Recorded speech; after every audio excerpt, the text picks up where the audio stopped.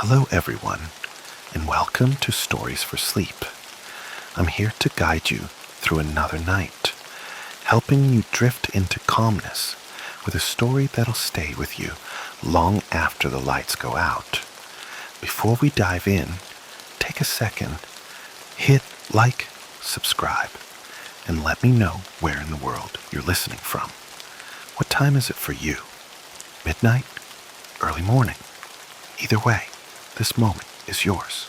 So, get comfortable, let the tension melt away, and prepare to lose yourself in a story that'll leave you wondering long after the last word. Ready?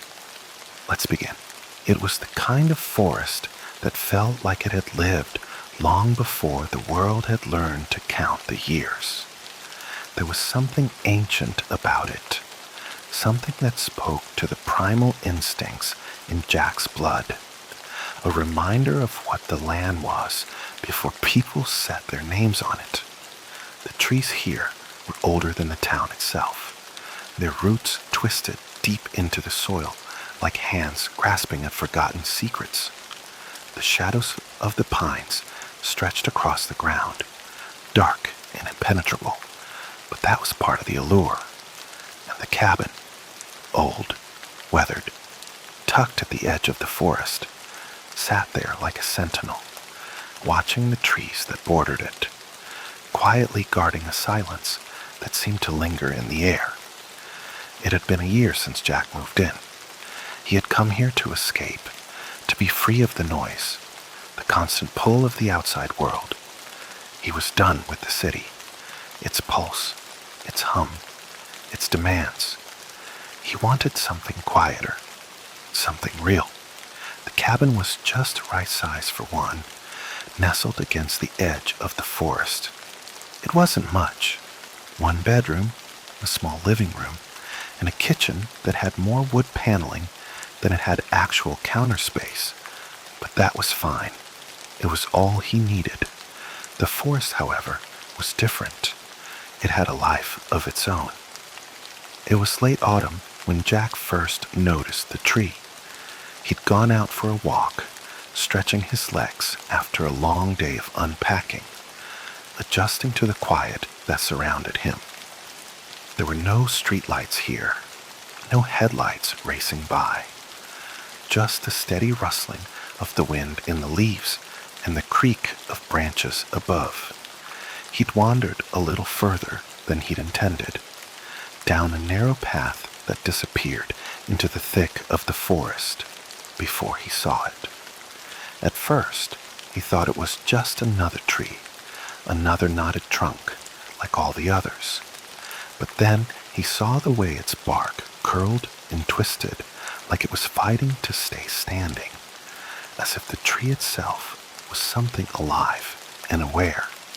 It was different from all the others, standing alone in the clearing as though it had been waiting for him.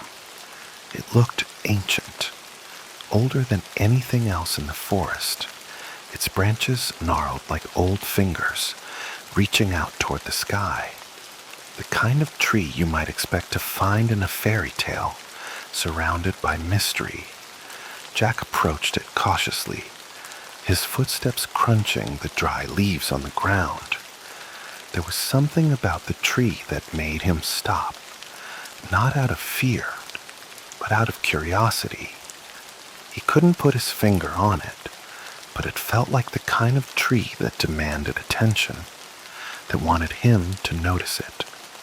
It was when he got closer that he saw the carvings, the symbols, faint and weathered, etched deep into the bark, like someone or something had scratched them there. They weren't like any writing he had ever seen.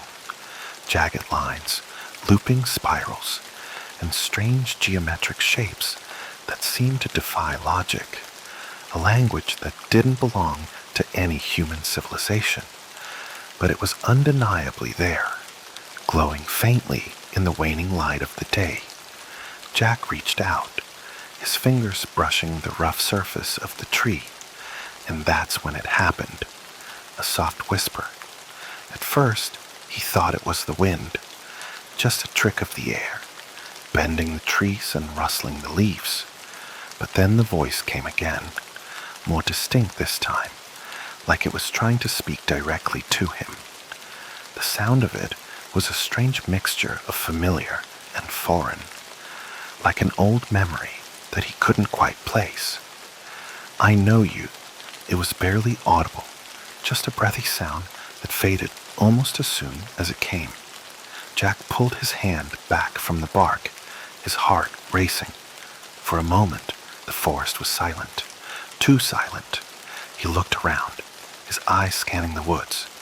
There was no one here, no animals, no movement, only the trees, standing still, waiting.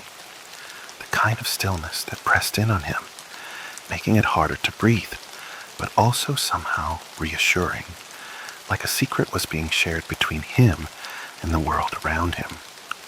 He shook his head, brushing off the chill creeping down his spine. He hadn't heard anything. It was just the wind, playing tricks on his mind.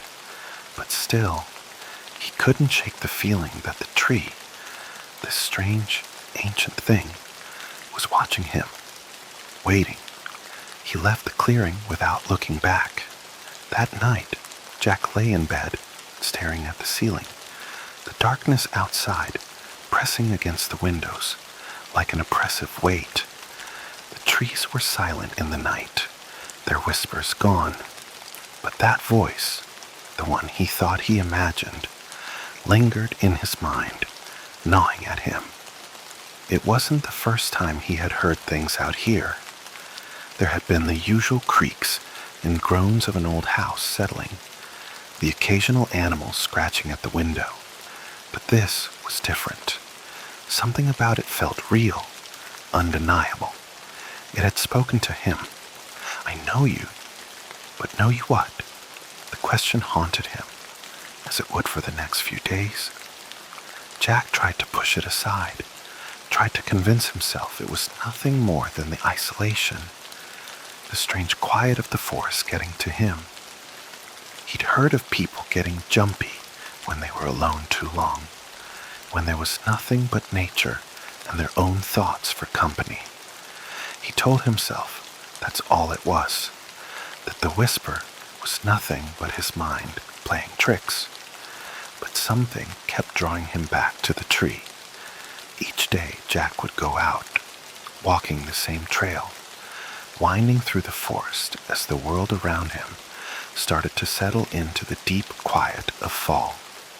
The tree was always there, waiting for him in the clearing, its twisted branches reaching toward the sky. The symbols on the bark were no clearer, no easier to understand, but there was something hypnotic about them. He couldn't help but trace the lines with his fingers, searching for some kind of meaning, something that would explain the feeling gnawing at the back of his mind. It was on the fourth day that he heard it again. This time, the voice was clearer, louder. "I know what you fear."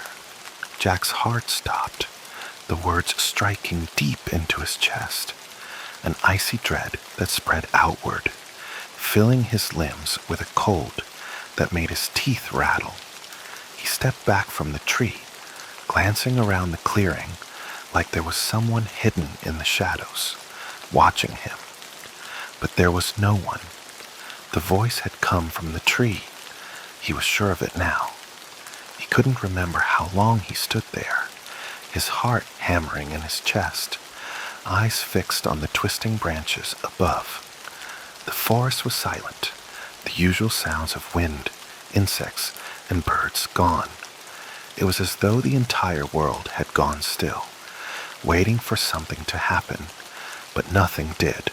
Finally, Jack turned away. He walked back to the cabin, the whispering voice still echoing in his ears, a shiver crawling down his spine. He couldn't shake it, couldn't forget it. "I know what you fear." What was it? What could the tree possibly know about him? It was just a tree, a piece of wood, bark, and roots. But as he stood there on the edge of the forest, staring at the tree that seemed to be waiting for him. He couldn't help but feel it, the sense that the forest itself was alive, and it knew things. And that voice, whatever it was only the beginning. The whispers would grow louder. He could feel it in his bones.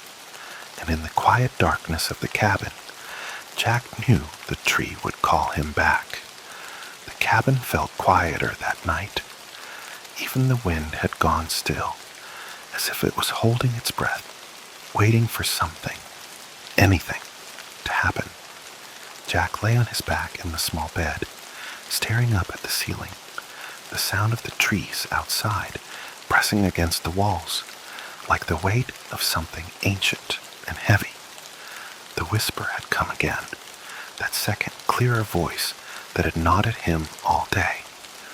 I know what you fear. He could still hear it in his head, echoing, vibrating deep within him. It wasn't a trick of the wind, not like he tried to convince himself. There was something behind those words, something insistent, something that knew, something that was watching him. Jack tried to push the thought out of his mind. It was only a tree with strange carvings, old and warped by time. And yet, the tree was calling to him in a way that felt impossible, like it had reached out and wrapped itself around his very soul. In the days that followed, he couldn't stay away. The whispers had settled into the back of his mind like a drum beat. Every time he tried to do something else, whether it was working on repairs in the cabin or reading, his thoughts drifted back to that clearing, back to the tree. He told himself it was absurd.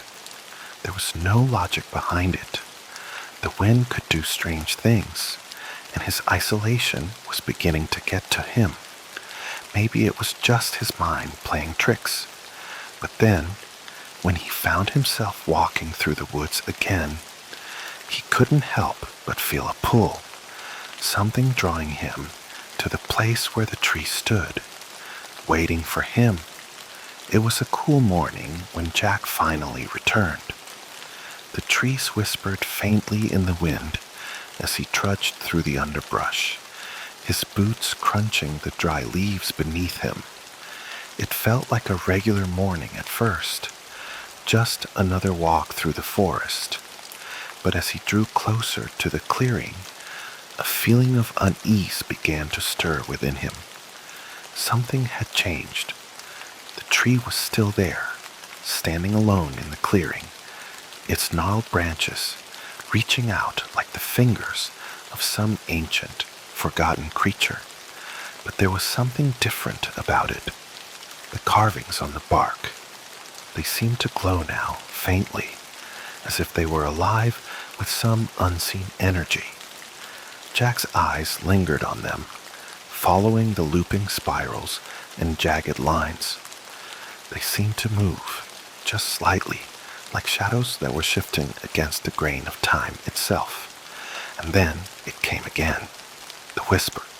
This time it was louder, more insistent. You're not supposed to be here. Jack's heart thudded in his chest. The voice was colder this time, sharper, as though it had grown tired of being patient. He stepped back from the tree, his legs suddenly feeling weak, like the ground beneath him had become unstable. A strange tension filled the air, like the entire forest was holding its breath. For a long moment, Jack stood there, staring at the tree, his mind racing. The words didn't make sense. You're not supposed to be here. Why not? What did the tree mean by that? Was it warning him? Or was it something else? Something far more sinister. The air around him seemed to grow thicker, pressing down on his shoulders, squeezing out the breath in his lungs. His skin prickled with a cold that wasn't from the autumn chill. No, this was something else. This was wrong. He'd been here before, many times, and it had never felt like this. The tree, the voice, was different this time, like it was angrier, or perhaps more desperate. He felt a strange compulsion to get closer, though every instinct in his body told him to turn around and run back to the cabin, away from whatever it was that this tree wanted from him. But instead, Jack stepped forward, drawn to it, his feet moving before his mind could catch up with the decision. As he reached out, his fingers brushed against the bark again, and for the briefest moment, the whisper returned, louder than ever before. "I know you." The words pierced his chest like a knife, and he stumbled back, gasping for breath. His heart pounded in his ears, a frantic rhythm that matched the wild thumping in his chest. The forest seemed to close in around him, shadows stretching longer, reaching toward him, suffocating the space between him and the clearing. For a moment, everything went still. The trees were silent. The leaves no longer rustled in the breeze. Even the birds had stopped their calls. And in the eerie, unnatural quiet, Jack heard something else. A soft sound, a low hum, almost imperceptible, but it was there, and it was coming from the tree. He glanced up at it, his stomach twisting in on itself. The tree, it was alive, not in the sense that it had life, like an animal or a person, but it was breathing somehow. The branches shuddered, the bark creaked, and the very air around it seemed to pulse with an unseen force. The carvings on its surface glowed brighter now, more vivid and unnatural than ever. Jack took a few steps back, his feet unsteady beneath him. His mind raced, his thoughts tangled. Something was wrong. Something was terribly, terribly wrong. He should leave. He should run. But a part of him, a small, terrifying part of him, was still fascinated by the tree, by the whispering voice that seemed to know him, that seemed to understand him in ways he couldn't comprehend. A few more steps, and he found himself standing just in front of it again, his heart racing in his throat. The whisper came again, softer this time, but with an urgency that sent a chill down his spine. "I know what you want. You think you can hide from it, but you cannot." Jack's breath hitched in his throat, his hands trembling at his sides. This was it. This was what he had been afraid of. This feeling that he had been drawn into something he didn't understand. Something that had existed for far longer than he had. He turned to leave, but his feet felt heavy. The path back to the cabin seemed miles away, a distant memory that was just out of reach. The trees around him swayed, but the whispering from the tree grew louder, its voice becoming sharper, more insistent. And then, just as Jack thought he might collapse under the weight of it all, the last words came, hanging in the air like a curse. "I am not finished with you." Jack's heart leapt into his throat. His legs were no longer under his control, and before he could stop himself, he was running. Not just walking, not just turning away, but running. His legs moved without thought, tearing through the forest, branches scraping at his skin, his breath ragged in his chest. His mind was a blur of fear, a whirl of panic and dread. And through it all, that whisper, the tree's voice, followed him. But this time, it wasn't coming from the tree. It was coming from inside his head. Jack's legs burned as he pushed himself harder. The forest around him, a blur of bark and shadow. He could feel the weight of the tree's words in his chest, settling there like a stone that grew heavier with each step. "I am not finished with you."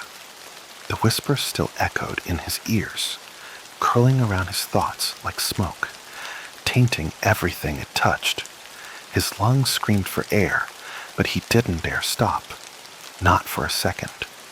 Not until he was back in the cabin, locked behind four walls where the forest couldn't reach him, where the voices couldn't crawl under his skin.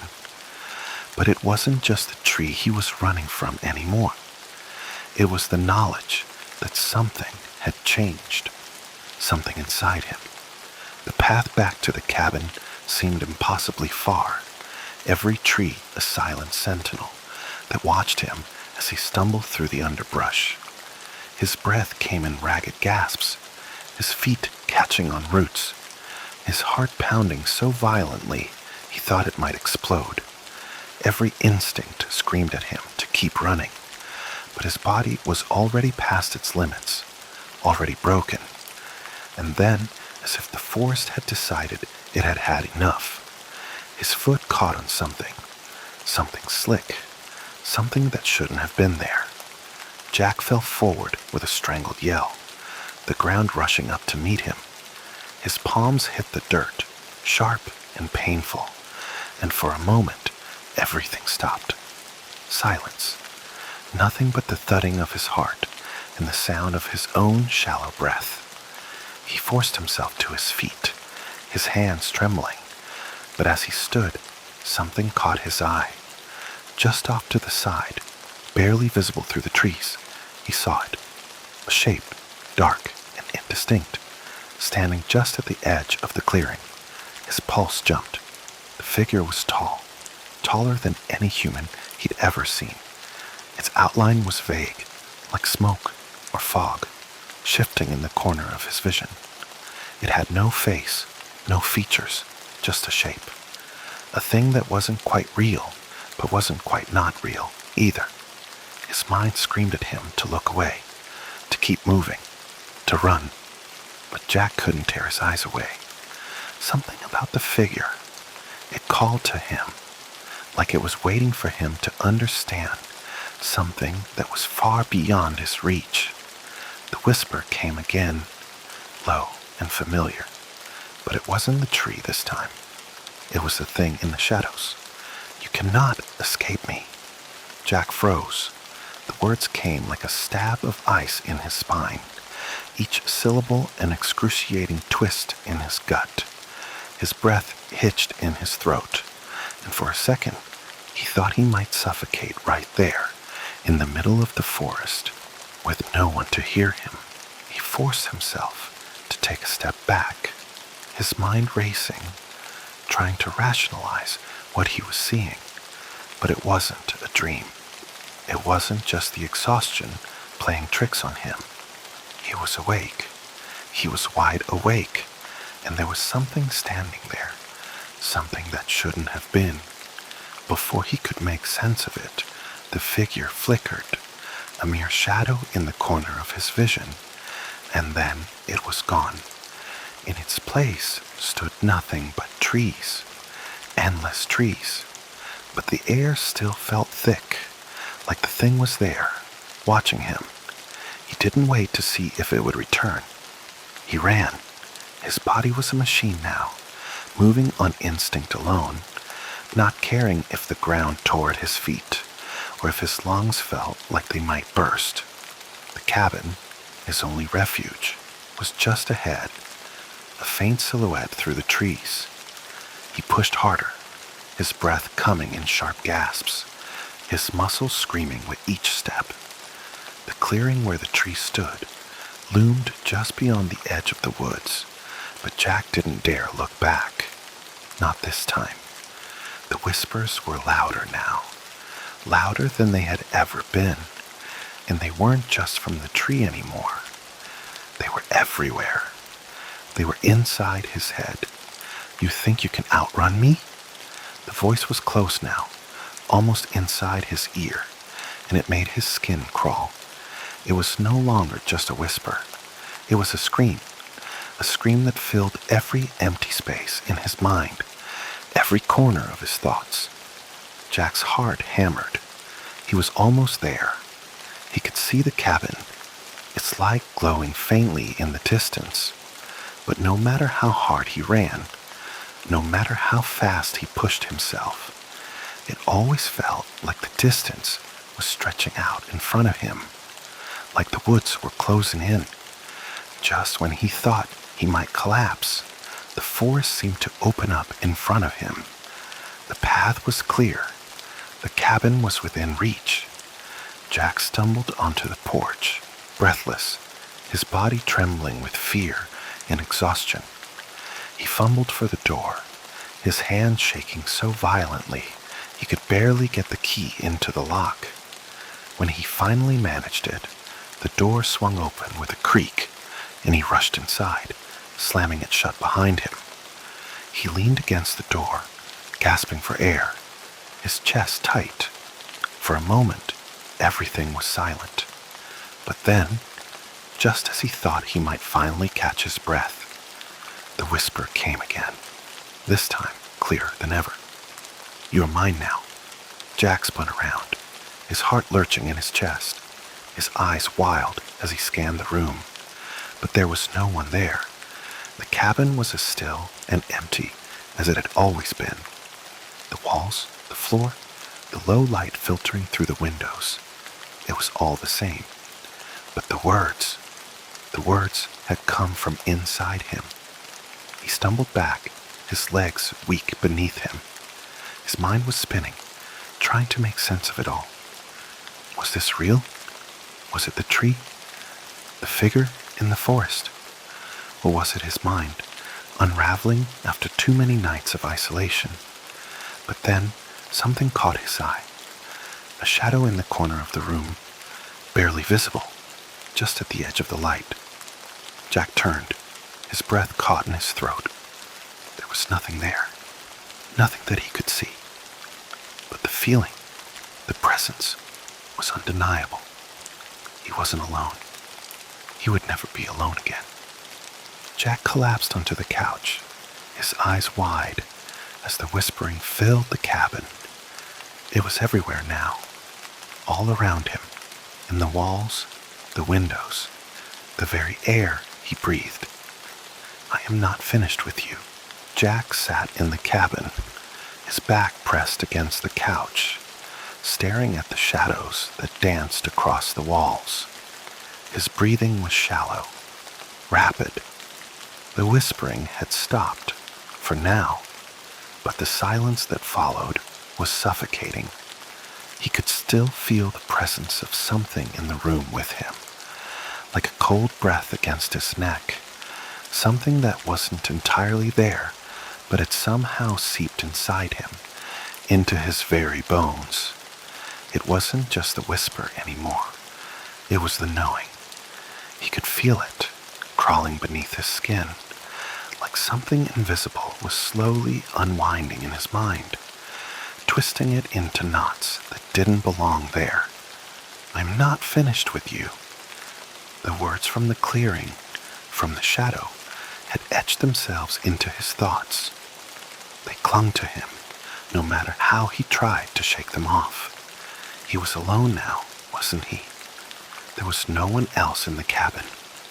But the fear, the sense of being watched, never left. It gnawed at him, relentless, like claws scraping against his insides. The tree, the shadow, they were part of the same thing now, part of him, and he knew deep down, in the same place where his pulse hammered with dread, that he had crossed a line. Something had changed, something he couldn't take back. Jack had tried to convince himself that it was all just a trick of the mind, that isolation, the silence, the forest had finally gotten to him. But he couldn't escape the truth. The tree had spoken to him. It knew things it shouldn't have.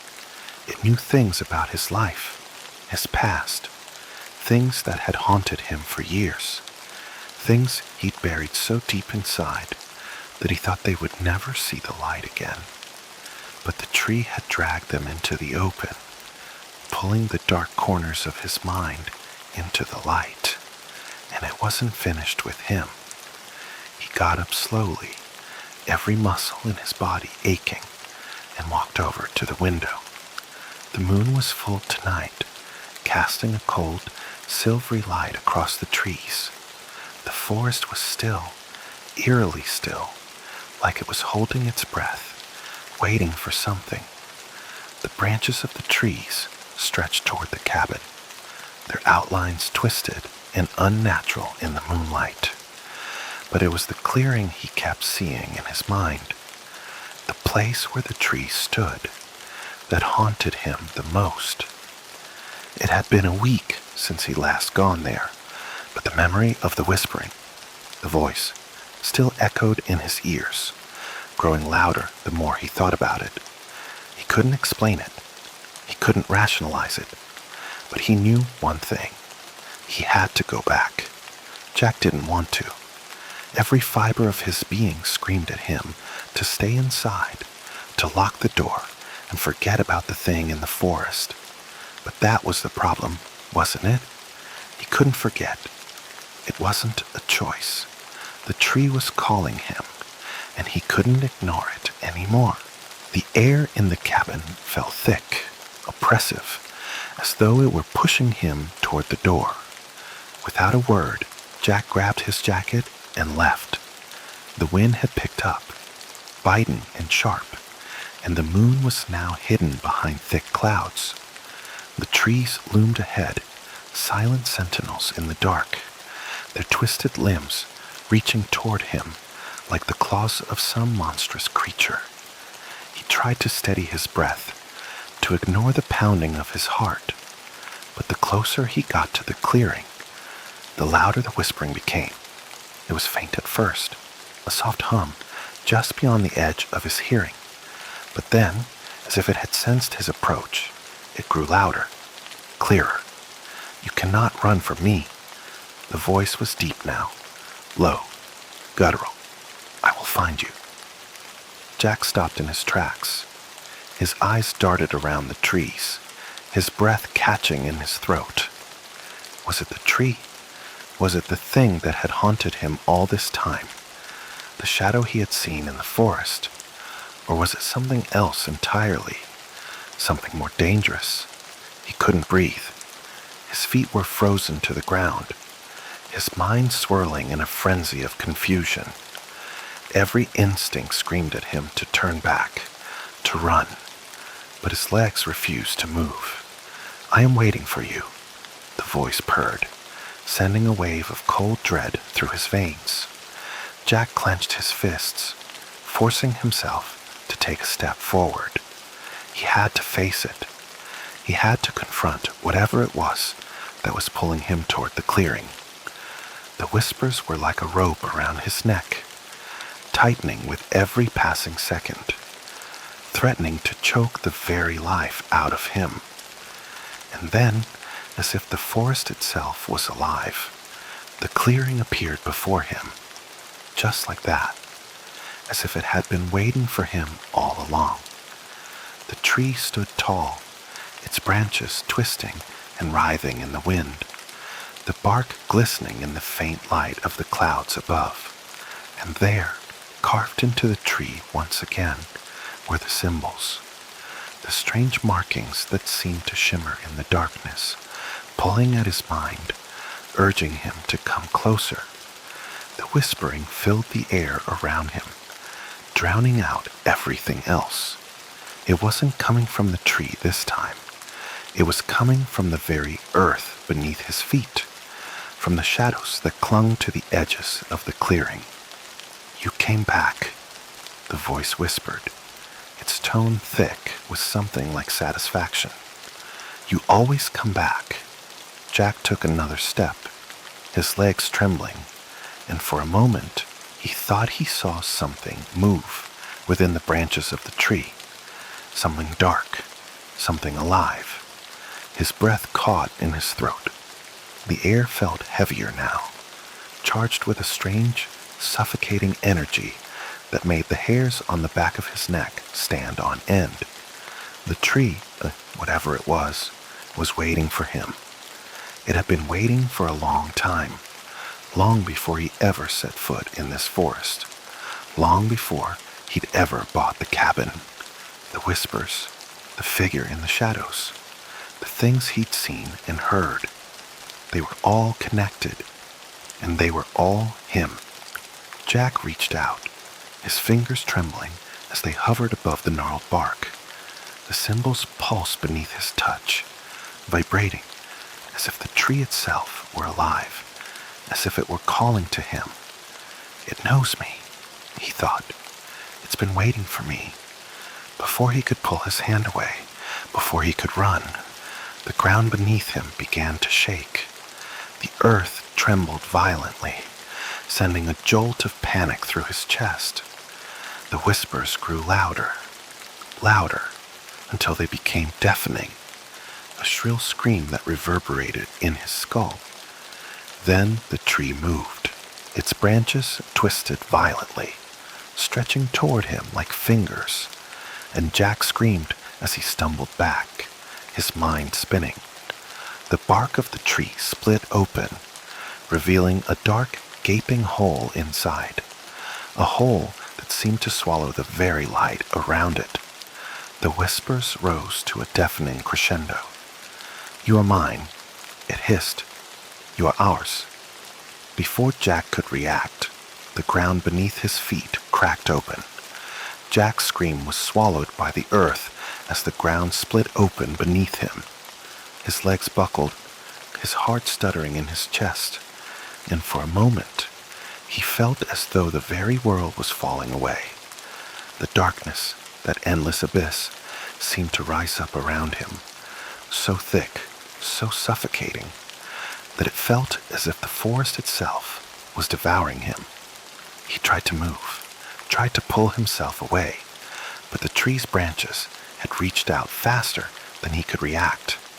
They wrapped around him like iron chains, cold and unyielding, dragging him toward the gaping hole in the center of the clearing. The whispers were all around him now, swirling in his ears, inside his head, vibrating through his bones. "You belong to me now," the voice growled. And it wasn't just one voice anymore. It was a chorus, thousands, maybe millions, all speaking in unison. It was the voice of the forest, the voice of the tree, the voice of everything that had ever existed here. Jack's breath came in short, sharp gasps, his mind racing to escape, to understand what was happening. What was this place? What was the tree? And why had it chosen him? He had come here in search of peace, of isolation, a quiet cabin, a few days away from the noise of the world. But this was no retreat. This was something else entirely. A trap, a place that had been waiting for him long before he had ever arrived. The tree's roots were pulling him deeper into the earth now, like a serpent tightening its grip. Jack's chest heaved with panic, his hands clawing at the ground as if he could dig himself out, as if he could crawl back to the safety of the cabin, to the normal world. But there was no escaping the pull of the tree. There was no escaping the darkness. The hole in the earth yawned wider, sucking the very light out of the air around him. The whispers were louder now, more insistent. They spoke to him, but they weren't words anymore. They were thoughts, feelings, memories, twisted into something that was both familiar and alien. They dredged up the darkest parts of him, the things he had buried so deep that he had forgotten they existed. The death of his brother, the broken promises, the nights spent in a prison of his own making. "You know why you're here," the voices whispered, their tone like sandpaper, scraping against his soul. "You know what you did. You can't run. You can't hide." Jack squeezed his eyes shut, tears streaming down his face. His mind was unraveling, his grip on reality slipping. But even through the chaos, through the nightmare that seemed to be swallowing him whole, a single thought emerged. The truth. The horrible, undeniable truth. This was no accident. The tree had been waiting for him. The forest had known all along. Jack had been running from himself his entire life. He had never truly escaped the guilt, the shame, the loss. And now, here, in the heart of the forest, in the embrace of the tree, he was being forced to confront it all. The whispering voices grew louder, sharper, until they became a single, terrifying roar. "You can't outrun yourself," the voice thundered. "You never could." The earth around him quaked, and Jack felt himself being dragged deeper, his body sinking, the dirt and roots closing in on him. His limbs were numb, his chest tightening, his breath strangled in his throat. But just as he thought he might be swallowed entirely, just as he thought the darkness would consume him completely, something shifted. The whispers, the voices, they began to fade, like a dream that was slipping away as the morning sun broke through. The pressure in his chest lessened, and he felt the grip of the roots loosen, just for a moment, just enough to give him a chance. With what little strength he had left, Jack reached up, his fingers scraping against the soil, his mind screaming for release. And then, with a final burst of energy, he pulled himself free. His legs gave out beneath him as he collapsed onto the ground, gasping for air, covered in dirt and sweat. For a moment, everything was still. Jack lay there, trembling, the weight of what had just happened pressing down on him. He had no idea how long he had been in that place. The clearing, the tree, the darkness. It had felt like hours, but it could have been minutes, or days. Time no longer seemed to have any meaning. But one thing was certain. The whispers were gone. The tree was silent. For the first time since he had entered the forest, Jack could hear nothing but the wind, the rustling of leaves, the faint call of birds in the distance. It was almost as if the world had returned to its natural state, as if the nightmare had never happened. But Jack knew better. He knew that the tree would never truly release him, that the dark presence he had felt, the thing that had pulled him to the edge of insanity, was still there, lurking just beneath the surface, waiting for the next moment of weakness, the next mistake. It was a part of him now, a part of the land, a part of the forest.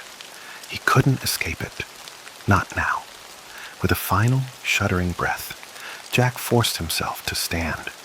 His legs were weak, his body battered and bruised, but he made his way slowly back to the cabin. The forest seemed unchanged, but Jack knew better. It wasn't the same. He wasn't the same. The clearing, the tree, the voices, they were waiting for him, still whispering, still pulling at him from the shadows. And no matter how far he ran, no matter how many miles he put between himself and that cursed place, he would never be free. The forest had claimed him. The tree had claimed him. And it would never let him go. It started as a night like any other. The kind of evening where the world felt small, where the air inside the house was thick with the soft hum of an old refrigerator and the distant murmur of the wind brushing against the windows. Jacob hadn't planned on watching much television. He had settled into the couch after a long day at work, the weight of the week bearing down on him, making his eyes heavy with fatigue. But he needed something to fill the silence, something to push away the thoughts that had been gnawing at the edges of his mind. He picked up the remote, flicked it on, and began mindlessly scrolling through the channels. Static. Channel after channel filled with fussy white noise.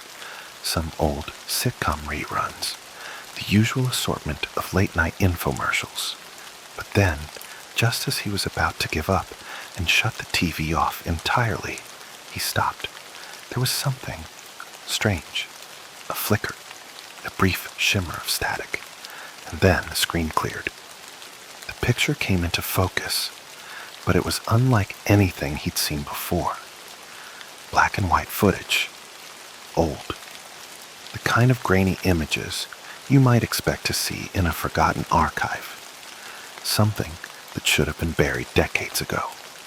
There was no sound, only the eerie hum of a broadcast that had long since lost its purpose. The image on the screen was of an empty street, narrow, cracked asphalt, stretching out beneath the dim glow of a street lamp that flickered weakly in the distance. It was an abandoned town square, the kind you might find in a ghost story. The trees were bare, their branches stretching like skeletal hands toward the dark sky. The old buildings stood at odd angles, as if they were slowly collapsing under the weight of their own histories. It was the kind of place you would avoid if you were smart, but Jacob's eyes were glued to it. There was something haunting about the footage, something wrong. He felt it in the pit of his stomach. His thumb hovered over the remote, ready to flick the channel back to something more normal, something more safe, but he didn't. He couldn't. The unsettling feeling gnawed at him, but he stayed, waiting for the next frame, the next bit of footage. The street seemed to stretch on forever, abandoned and hollow, until the camera moved. It was subtle at first, a gentle shift to the left, and then, in the corner of the frame, a dark figure appeared. A shadow tall and thin, standing just outside an old house. Its features were indiscernible, its presence unsettling. The figure was motionless, but Jacob could feel it watching him, even through the screen. The camera lingered there, the figure in its gaze, before the view shifted again, panning slowly across a darkened field. No sound, no explanation, just this. Jacob wasn't sure why, but he couldn't look away. He wasn't the kind of person who would let himself be so easily entranced by something as strange as this. He had better sense. But tonight was different. He could feel the hairs on the back of his neck standing up, his eyes growing heavy, his mind uncertain of whether it was exhaustion or something else that was making him feel so disoriented. The static returned. For a moment, the screen filled with nothing but the white noise of the television, the sound of broken channels fighting for attention. Jacob leaned forward in his seat, adjusting the volume, hoping it would clear up. He considered switching the channel again, but something inside him hesitated. Something inside him knew that whatever this was, it wasn't finished. Then the picture returned. This time, it was different. The broadcast wasn't showing the empty street anymore. The image shifted, now showing something much more intimate, something that made Jacob's pulse quicken in his throat. The footage now displayed the inside of a living room. It looked like an ordinary room, a well-lit space with a lamp casting a warm glow over a sofa. The TV screen was visible in the corner of the shot, and at first, Jacob assumed it was just another scene from the strange broadcast, some isolated piece of footage from a forgotten reel. But then his breath caught. In the far corner of the screen, where the sofa met the wall, there was someone sitting. Someone exactly like him. Same posture, same casual slouch, same expression on his face. Blank, but watching, just like Jacob was. The man on the screen was wearing the same clothes, sitting in the same position on the same couch. His own couch. Jacob's pulse skipped a beat. The room, the surroundings, the furniture, the faint light were his. It was impossible. How could this be? He jerked upright, the remote slipping from his hand. His eyes were wide, his mouth dry, but the image didn't change. There, on the screen, was the replica of his living room, his exact surroundings, but it was empty. No one was supposed to be there. Yet the figure on the screen, the figure that looked like him, was still sitting there. And that thing, that person, was watching him. Jacob's breath became shallow, his thoughts scrambling, trying to rationalize what was happening. He stood slowly, his legs unsteady beneath him, but his gaze never left the screen. The figure on the TV didn't move. It just sat there, unnaturally still, almost too still. The kind of stillness that made Jacob's skin crawl. But it wasn't just the figure on the screen that made his heart race. It was the feeling of being watched, a cold presence that seeped into the room like a fog, chilling the air around him. And then the camera zoomed in on the figure. It wasn't just an image anymore. It felt like something more, as if the camera inside the broadcast was now aware of him. A slow shift, the view adjusting, until Jacob gasped. The figure on the screen moved, just a little. Its head turned, not to look at the camera, but to look at him. The eyes, those eyes, pierced through the screen, and Jacob could feel them digging into him, staring directly at him. Not a momentary glance, but an intense, deliberate stare. And then, with a soft flicker, the screen went black. For several moments, Jacob stood in stunned silence, unable to breathe, his mind struggling to comprehend what had just happened. What the hell had that been? His hands trembled as he reached for the remote, pressing the buttons again and again, desperate to get the image back. But nothing worked. The static filled the screen, and then, after a long, torturous silence, a single word flashed across the screen in bright, bold text. Turn around. Jacob froze. The room was suddenly colder, the weight of the words pressing down on him. He hadn't imagined it. He wasn't hallucinating. It was real. The broadcast had been real, and the figure on the screen had seen him. But now the message, the command, was clear. His heart pounded in his chest as he felt the first stirrings of panic. He didn't want to move, didn't want to look behind him. The voice in his head told him to ignore it, to turn off the TV, to pretend this was some kind of sick joke. But deep down, somewhere primal, he knew he couldn't. Slowly, he turned his head, and there, standing in the doorway to the living room, was a figure, tall, thin, just like the one on the screen. Jacob's heart was pounding in his chest, the noise deafening in his ears, drowning out everything else. The words on the screen still echoed in his mind. Turn around. He had obeyed, but his brain was screaming at him to look away, to ignore the figure standing in the doorway, just beyond the dim light of the living room. The figure didn't move, didn't speak. It simply stood there, as still and unnervingly silent as the image on the TV, like it was waiting for something, waiting for him. Jacob's breath came in short, shallow gasps, his throat tight, like he was choking on the air itself.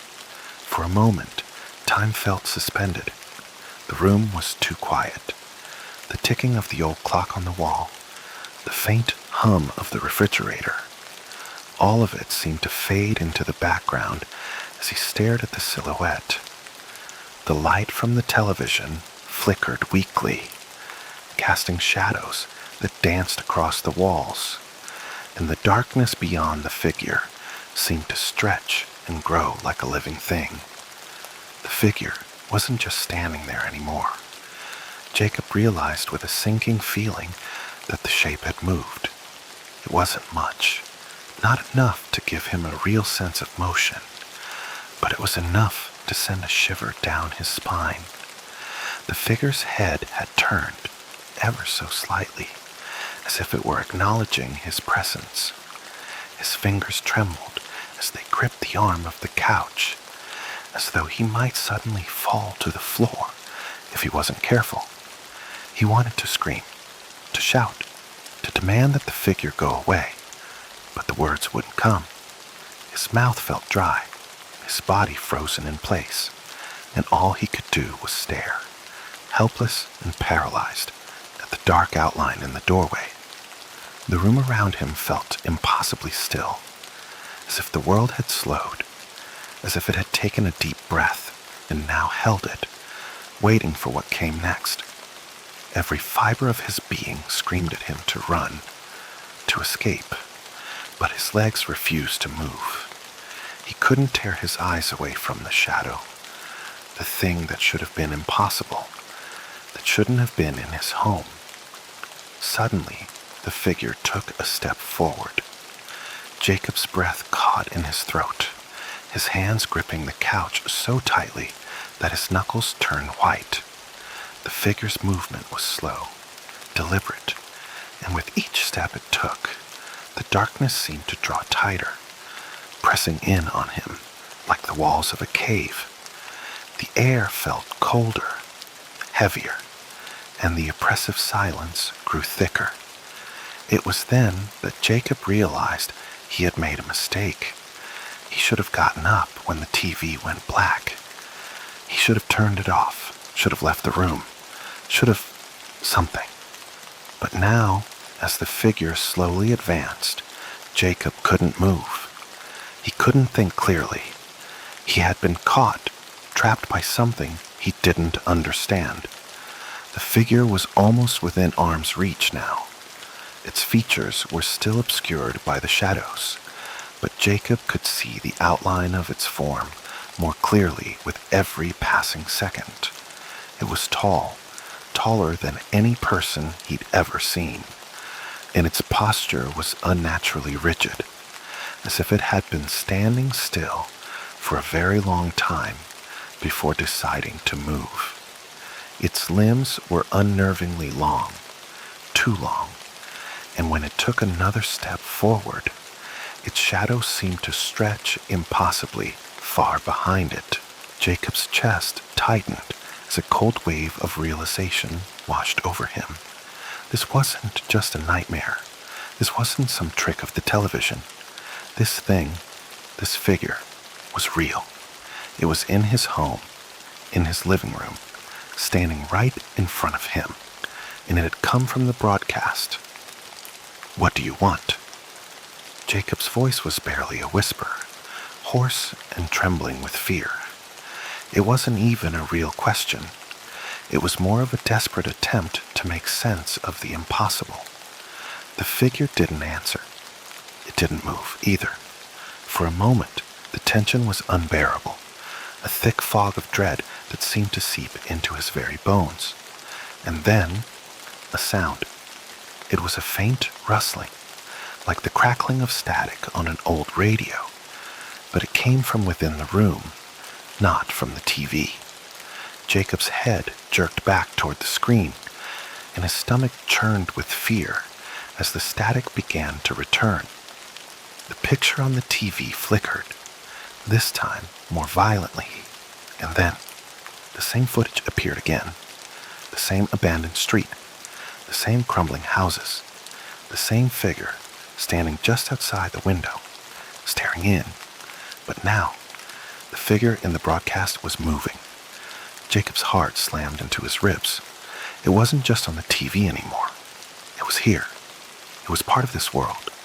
The figure on the screen began to move closer, each step deliberate, slow. And then the camera shook violently, as if someone was holding it by hand and stumbling forward. The image became distorted, the black and white footage bleeding into strange colors, faint shadows of red and blue, like the static had begun to seep into the frame. He couldn't look away. The two realities, his world, and the one on the screen, began to blur, to merge. The figure on the screen was almost at the window of the house now, just a few feet away, but the distance between it and Jacob seemed to shrink with every second. He could feel the hairs on his neck rise. He could feel it, the presence, pressing into the room, seeping into the walls, into the air, like a storm building on the horizon. The figure in the doorway didn't move. It stood perfectly still, its head tilted slightly to one side, almost as if it were considering something. Jacob's pulse thundered in his ears as he watched the figure on the screen, now standing directly outside the window, its face almost visible in the flickering light. Then the screen went black again. Jacob barely had time to react.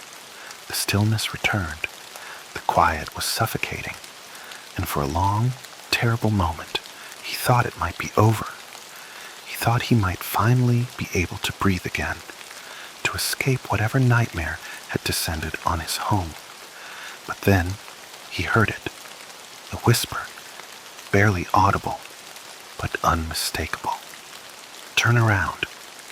The voice came from behind him. Jacob's body went rigid, his blood freezing in his veins. The voice was the same, cold, deliberate, like the breath of something long dead. And then, just as the figure had done before, it stepped forward. The voice was low, cold, slithering through the silence in the room like a shadow that refused to leave. Jacob's breath froze in his lungs, his body rigid as the words echoed in his mind. "Turn around." For a moment, he thought he might be imagining it. He'd heard voices before in the dark, whispers that didn't belong to anyone, thoughts that crept into his mind like unwelcome guests. But this was different. This voice was real. It wasn't some figment of his imagination. It was in the room with him. His hand hovered over the remote control, fingers twitching, aching to push the button to turn the TV off, to cut the feed, to shut out whatever this thing was. He could hear it behind him now, faint but unmistakable. The soft rustling of fabric, the light scrape of a foot across the floor. It was getting closer. Jacob's heart slammed against his ribs, each beat echoing in his skull, each thud louder than the last. His head swam. His body felt light, as if the weight of the world had been lifted just enough to make him feel unsteady, like he might fall through the floor. But still, he couldn't move. The figure in the doorway was now standing in the center of the living room, and the air felt impossibly thick around him. The room was cold, colder than it should have been for a summer night. The temperature had dropped so suddenly that Jacob could almost see his breath in front of him, a fine mist of air swirling before his eyes. It wasn't cold before. The figure, he could see it now, was tall, its limbs unnaturally long, its frame hunched slightly as though its body wasn't meant to move in this world. The features were still obscured by shadow, but the outline of its face, its head, was unmistakable. The same silhouette, the same figure from the screen, the one that had been watching him, the one that had been sitting on the couch just like him. This thing, this creature, wasn't just some trick of the light or a strange broadcast. It was real, and it was in his house. A deep, gnawing fear started to claw at his insides, but even through the terror, Jacob felt something else, something darker. It was like a deep-set dread, a realization that there was no escape. The television had shown him something that had come to life, that had stepped out of the screen, that had crossed the threshold between the real world and whatever nightmare it came from. It's here now, Jacob. It's standing right behind you. He could feel it now, the presence of it. It was in the room with him, watching him. And the worst part was that he knew. It knew that he knew it was there. The room seemed to pulse, the walls vibrating with an energy that was all wrong. It was as if the space itself was alive, writhing with tension, like it was about to crack open and reveal something beneath it, something hidden. The whisper came again. This time it was louder, sharper. Turn around. Jacob's stomach churned, the panic threatening to overwhelm him, but his body remained frozen in place, his muscles locked. His eyes refused to leave the screen, the flickering images of the empty street still vivid in his mind. The last shot of the figure standing outside that crumbling house. But now, it wasn't just a figure on a screen. It was in his house.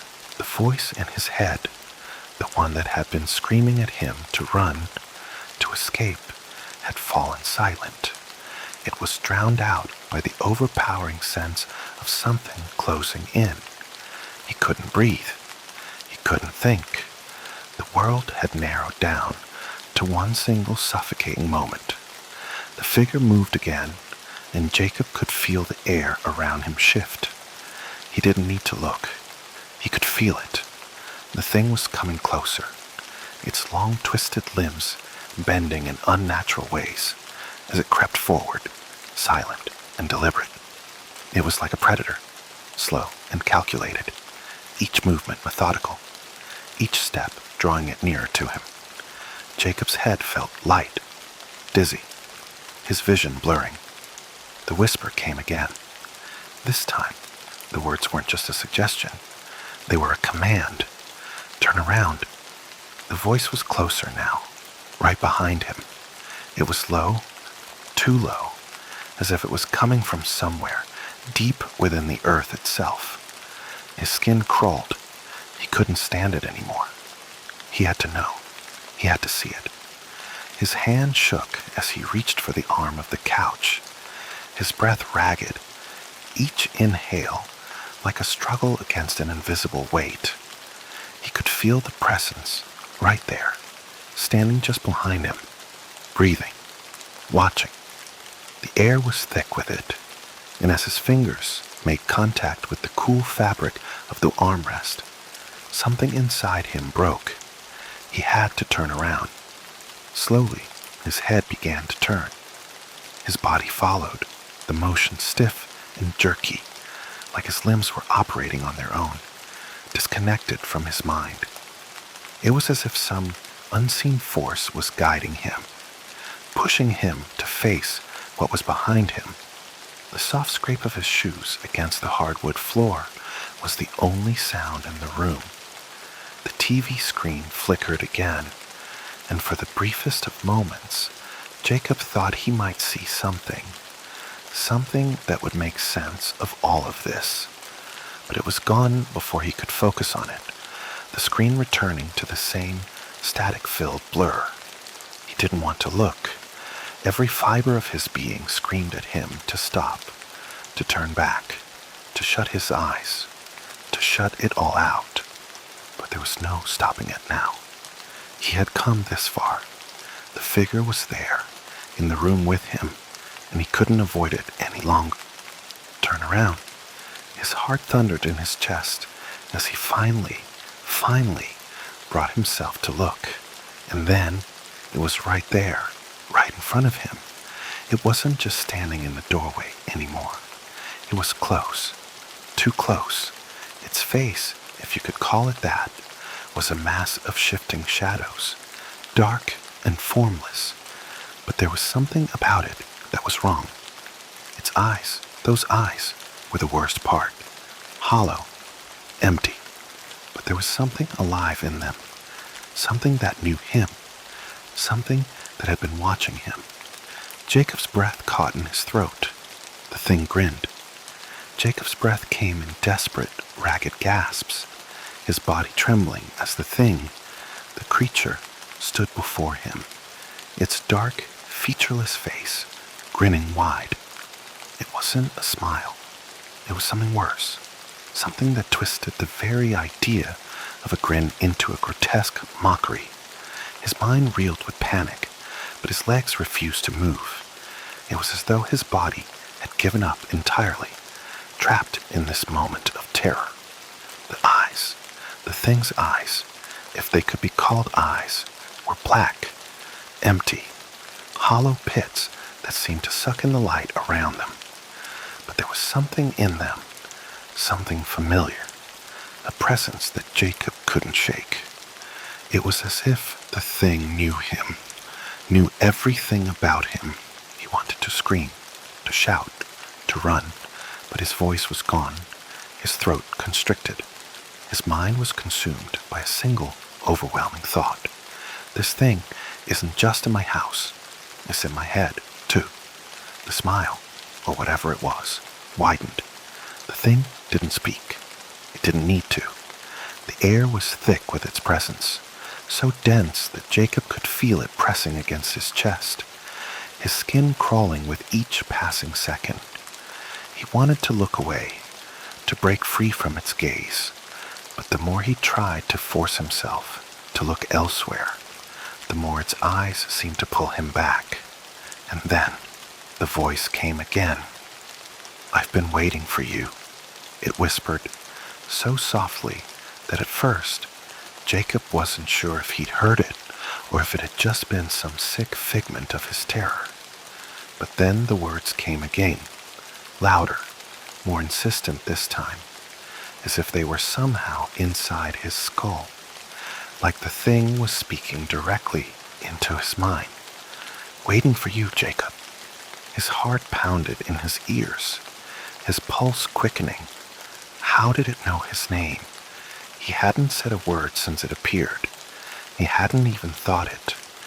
"How do you?" Jacob's voice broke as he tried to speak, but it came out like a croak, barely audible over the oppressive silence that surrounded him. His eyes never left the creature's face, even as the words caught in his throat. The grin stretched wider. "It's been a long time," the thing purred, its voice a mixture of cold and something darker. The sound slithered through the air like the whisper of leaves caught in a dying wind. "A long time since anyone found me, but you." It took a step closer, its body creaking with unnatural stiffness. It was like something that had been caught between worlds, something that didn't belong here, yet had somehow crossed the boundary anyway. Jacob's chest tightened as the figure loomed over him, its presence suffocating, drowning him. "You've always been so curious," it continued, its voice scraping against his bones like nails on glass. "Always asking questions, always searching for answers, but some things aren't meant to be found." Jacob's mind raced. He felt dizzy, disoriented. The floor beneath him seemed to sway, and the walls felt like they were closing in, compressing his very existence down to this one moment. The room had shifted somehow, become distorted, like it was no longer fully part of the world he knew. The shadows had deepened, the corners of the room now vast and unreachable, swallowing any remaining sense of safety. But through the panic, Jacob's mind clung to one thought: the TV, the broadcast, this thing. Had it always been there? Had it always been watching him? How had it crossed from the screen to reality? A sudden, awful realization crept into his chest, cold and sharp as ice. "What do you want from me?" His voice was barely a whisper, but it was enough. Enough to break the silence. Enough to challenge the thing, even as his hands shook uncontrollably at his sides. The grin faltered for just a second. A flicker of something passed across the creature's dark face. Then, with deliberate slowness, it leaned forward. "What I want," the thing began, its voice low and guttural, echoing off the walls in a way that made Jacob's insides twist. I want what was promised. What you promised. Jacob blinked, trying to process the words, but they didn't make sense. What? What are you talking about? Don't act like you don't know, it whispered harshly, as if mocking his confusion. You saw me. You brought me here. You let me in. The room seemed to shudder with the weight of the words. Jacob's heart stuttered.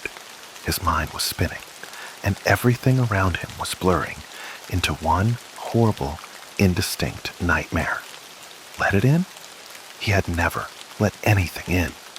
He hadn't even known it was there. He hadn't.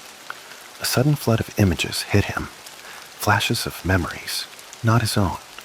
The old television in the corner of his childhood home. The static-filled broadcast. The strange, whispering voices from years ago, distant but familiar, like echoes from the past. The feeling of being watched, even when no one was around. The broadcast. It had never stopped. It had been there before. It had always been there, waiting. The thing's eyes narrowed, as if it could see the panic spreading through him, as if it could taste the fear on his skin. It stepped closer again, until its face was almost touching his. Its breath was cold, unnaturally so, like the chill of a graveyard in the dead of winter. Jacob stumbled backward, his legs weak, but the thing's gaze followed him, as unyielding as the walls themselves. You don't have much time, Jacob, the thing whispered. You have to make your choice. Jacob's mind was a blur. Choice? What choice? What could he possibly do to escape this? It wasn't just the thing in front of him. It was everything. The broadcast, the messages, the words, the feeling of being trapped in a place he couldn't escape from. The walls were closing in, tighter and tighter, and he could feel the suffocating pressure of it all. What will you choose? The thing repeated. Suddenly, the TV screen flickered again. But this time, it wasn't the empty street that appeared. It wasn't the abandoned house. It was his house. But this time, something was different. The shadows on the walls were deeper, darker, and the figure, the thing, was there, standing just behind him on the screen, watching him through the eyes of the broadcast. The television had never been a warning. It had never been a signal. It was a part of this, a part of it, a door, a gate. Jacob's breath faltered, and then, through the deafening silence of the room, the screen flashed one last message. You're already mine. The words on the screen, you're already mine, burned into Jacob's brain, echoing in the hollow space inside his skull. He staggered back, as if those words had physical weight, shoving him further away from the TV, further away from the cold presence in the room. His legs buckled beneath him, but he caught himself just in time, his fingertips grazing the edge of the coffee table as he struggled to stay upright. His vision swam, the room spinning around him, a grotesque whirl of shadows and light. But it was the figure, the thing, looming over him, that drew all of his focus, as if everything else in the room had faded into nothing. He couldn't breathe. The thing's grin stretched wider, impossibly so, until its mouth seemed to open too far, its lips cracking, and Jacob could see the darkness behind them, the void that seemed to stare back at him like a hungry abyss. Its eyes, those black, empty pits, still locked onto his, unblinking, as if nothing else existed but the two of them. It was no longer just a presence in the room. It was his reality. The floor beneath Jacob felt unsteady, as if it were no longer solid, as if the world itself were beginning to disintegrate, piece by piece. The shadow of the creature stretched across the floor, long and serpentine, twisting unnaturally like the dark fingers of some ancient god. It was alive, and it was coming for him. "Why me?" Jacob croaked, his voice thin and barely a whisper. It didn't seem like it was his voice at all. It was an echo, a faint cry for help that disappeared into the silence as soon as it left his lips. The figure didn't respond right away. It took a step forward, slow, deliberate, like a predator sizing up its prey. Jacob could feel the cold from it, a biting chill that sank into his bones, wrapping around his spine, pulling him into a freezing grip. "You've always been curious," the thing rasped, its voice deeper now, its words crawling beneath his skin like insects. "Always wondering, looking for the wrong answers in the wrong places. You let the door open. You let me in." Jacob wanted to shout, wanted to fight, but his body betrayed him. He couldn't move. He couldn't scream. The words, those dark, suffocating words, were like chains wrapping around his throat, pulling him into the very core of his terror. "You can't escape," the thing continued, its tone almost pitying, like a parent scolding a child for being foolish. "You're already part of this now, part of what's been waiting, watching." The broadcast was just the beginning, Jacob. The screen flickered again, this time showing something new, something that made Jacob's stomach twist with nausea. It was a view of the living room, but it was distorted.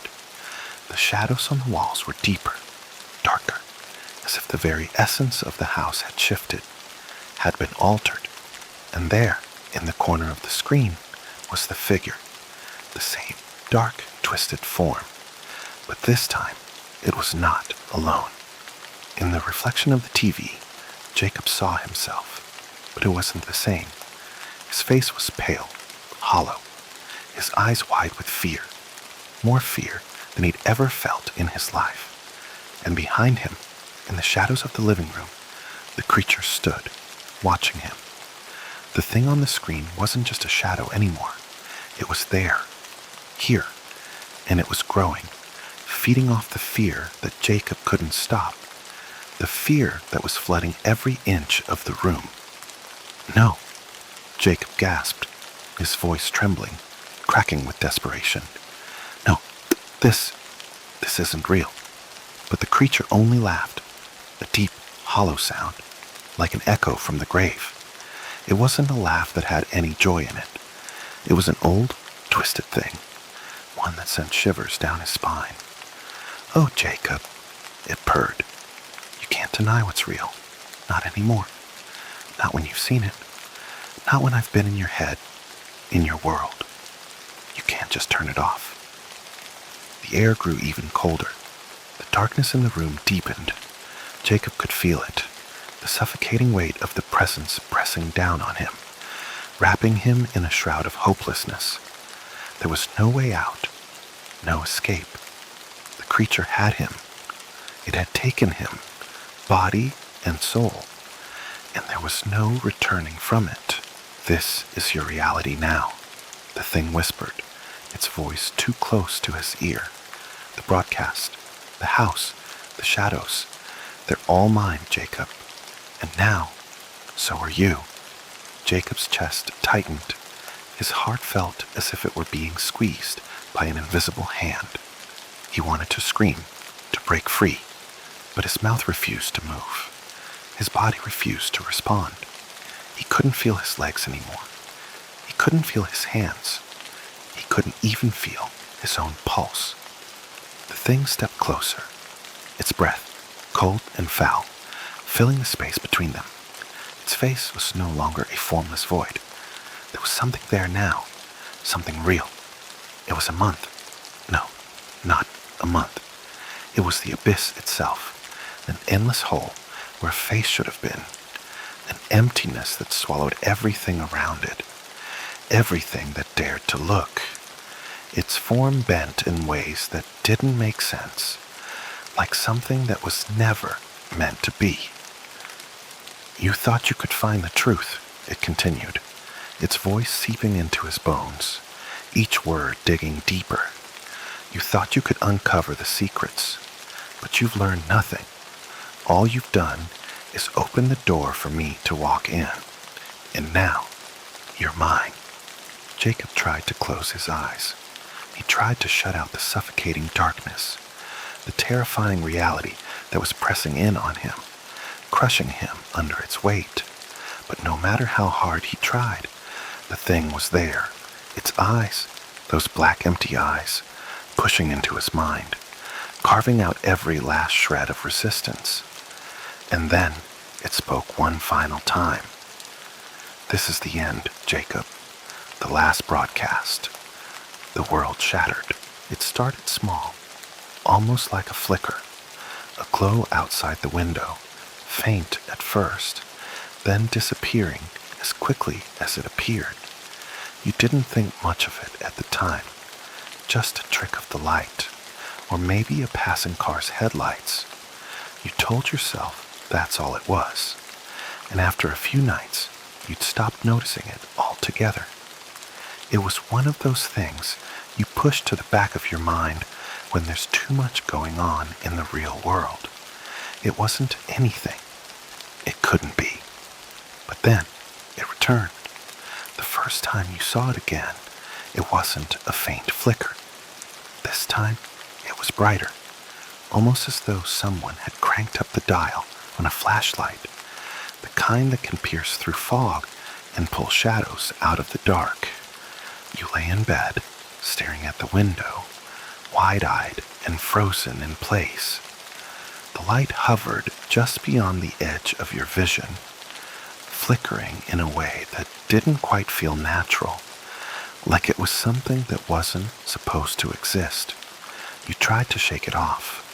Maybe it was an airplane, its light cutting through the night sky, but you'd never seen a plane fly that low, and it didn't flicker like that, not like a broken bulb in an old lamp. It wasn't the moon either. This was a bright, pulsing white, as though it was alive, breathing in rhythm with your heartbeat. Night after night, it came back. At first, you thought it was just your mind playing tricks on you. You were under a lot of stress lately. Work had been overwhelming, the kind of pressure that lingers and takes root deep in your bones. It's easy to convince yourself that something as small as a flickering light could be nothing more than a symptom of exhaustion. After all, you didn't have the time or energy to focus on the irrational, not with everything else piling up around you. But the light wasn't something you could ignore for long. By the third night, it was closer than it had been before. A tightness grew in your chest as you stared at the flickering glow just outside your window. It didn't move like a typical light source. No, this was different. It hovered just beyond the edge of your sight, but always there, as though it was waiting for you to look, just waiting for you to acknowledge it. You forced yourself to look away, pulling the covers up higher, trying to ignore it, but the sense of unease gnawed at you. The room felt colder now, even though the heat was cranked up. You could almost feel the thing, the light, closing in on you. But no matter how long you stared at the blank wall opposite the window, you could feel the weight of its presence, a pressure on your chest, like it was breathing with you, waiting. And that's when you noticed something that made your stomach twist into tight knots. You saw its shape. It wasn't a bulb of light. Not exactly. No, it was something else. It was as though the light had no solid form, but instead it blurred at the edges, shifting, like a cloud that had been trapped in the wrong place. A pulsating shape of blinding white that should not have existed in your reality. For a moment, you thought it was a figment of your imagination, but when you looked closer, you saw the outline of it, just enough to make out something that shouldn't have been there. It was there, real and tangible, hovering just beyond the glass. And it wasn't still. It was moving, shifting in a way that felt deliberate, as though it was choosing to approach you. That night, you stayed up as long as you could, not trusting yourself to fall asleep while it lingered outside. But sleep came anyway, an unstoppable tide. You woke in the middle of the night, heart pounding, the dim glow of the light filling the room with an eerie glow. It was inside now, not outside anymore. It had crossed the threshold, and you hadn't even heard it come in. Panic gripped you. You sat up, your body trembling, but your mind refused to process what was happening.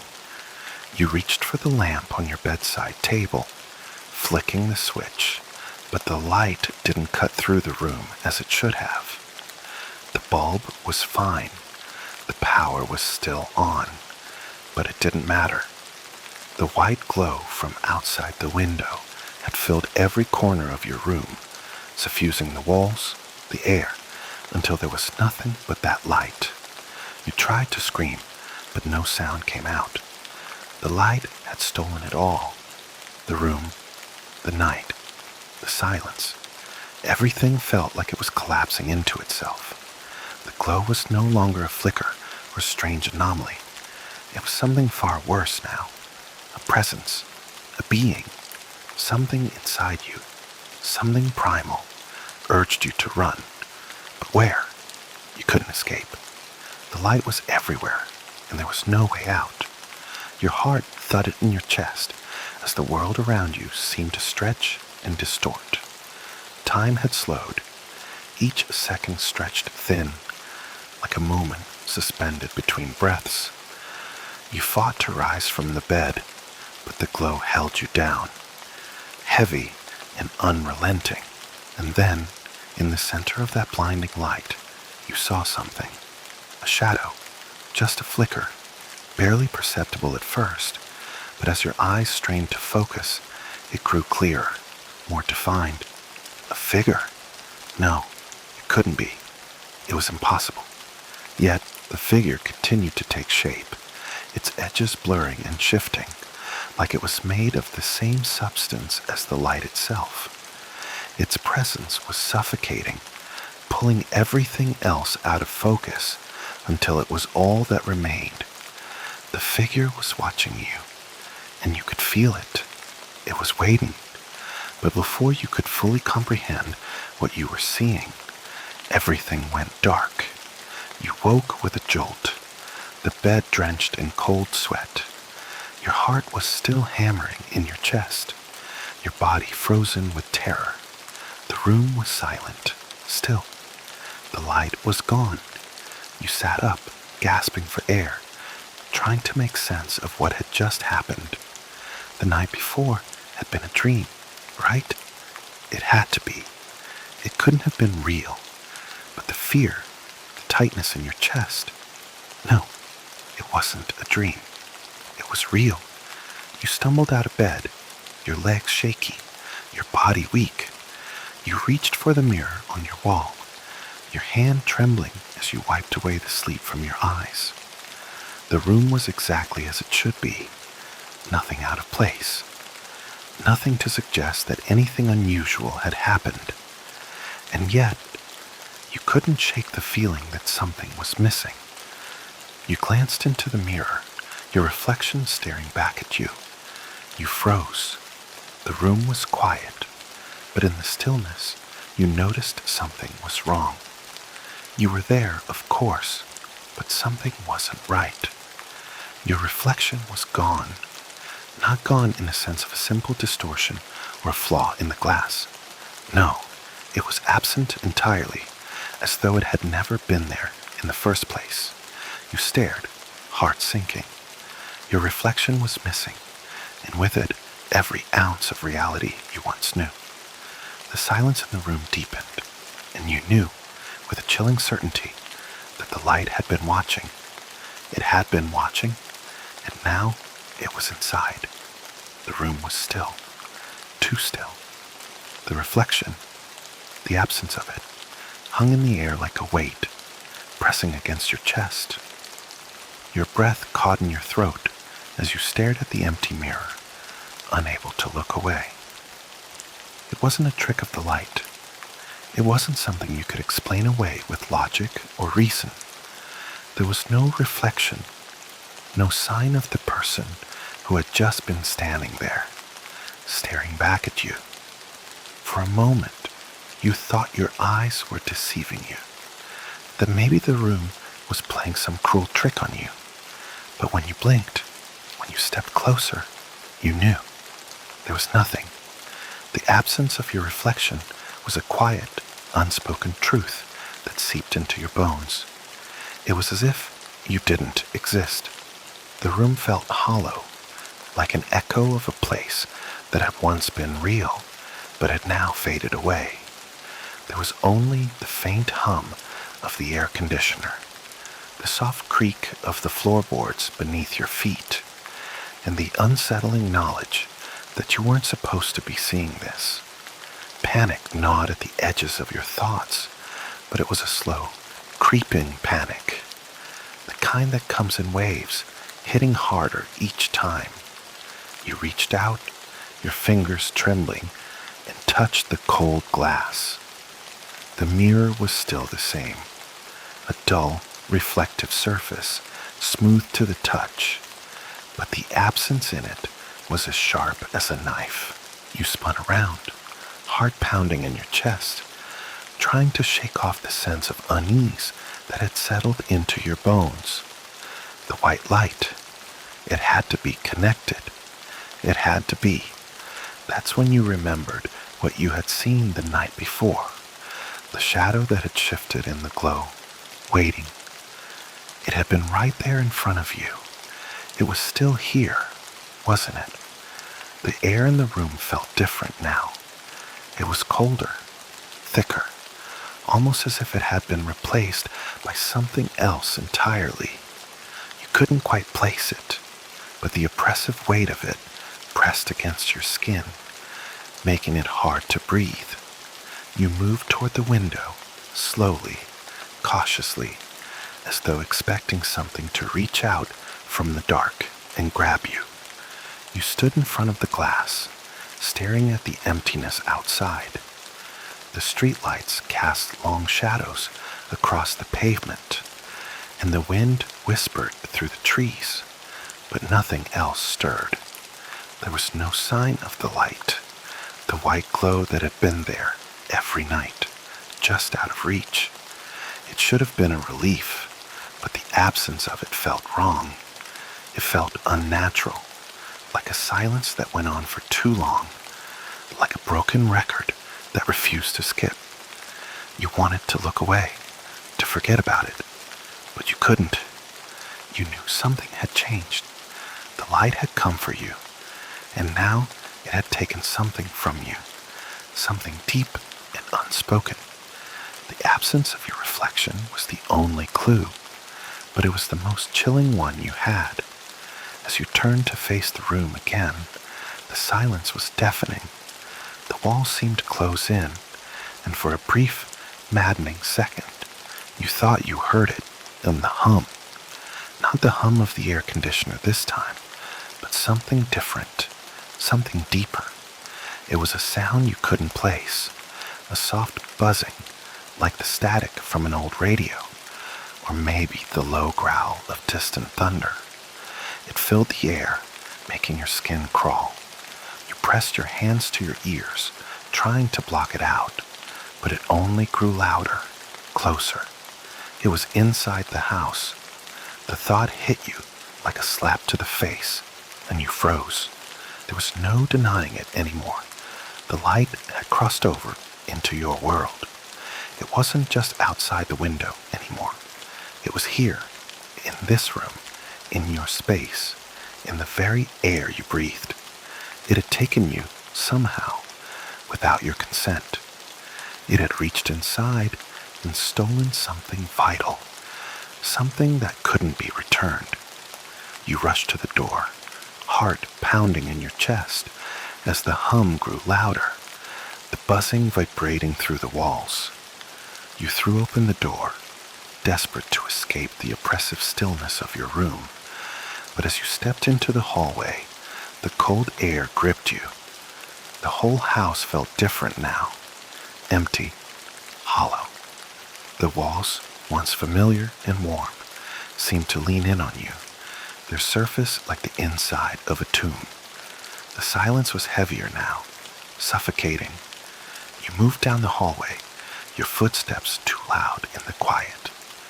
Every sound you made felt like an intrusion, as though the house was waiting for something, waiting for you to make a move. You passed the bathroom door, glancing inside as you went. The mirror caught your eye again, and you couldn't help but stop, feeling the pull of it. There, staring back at you, was your reflection. Your heart stuttered. You weren't sure whether to feel relieved or horrified. The reflection was there, but it was different.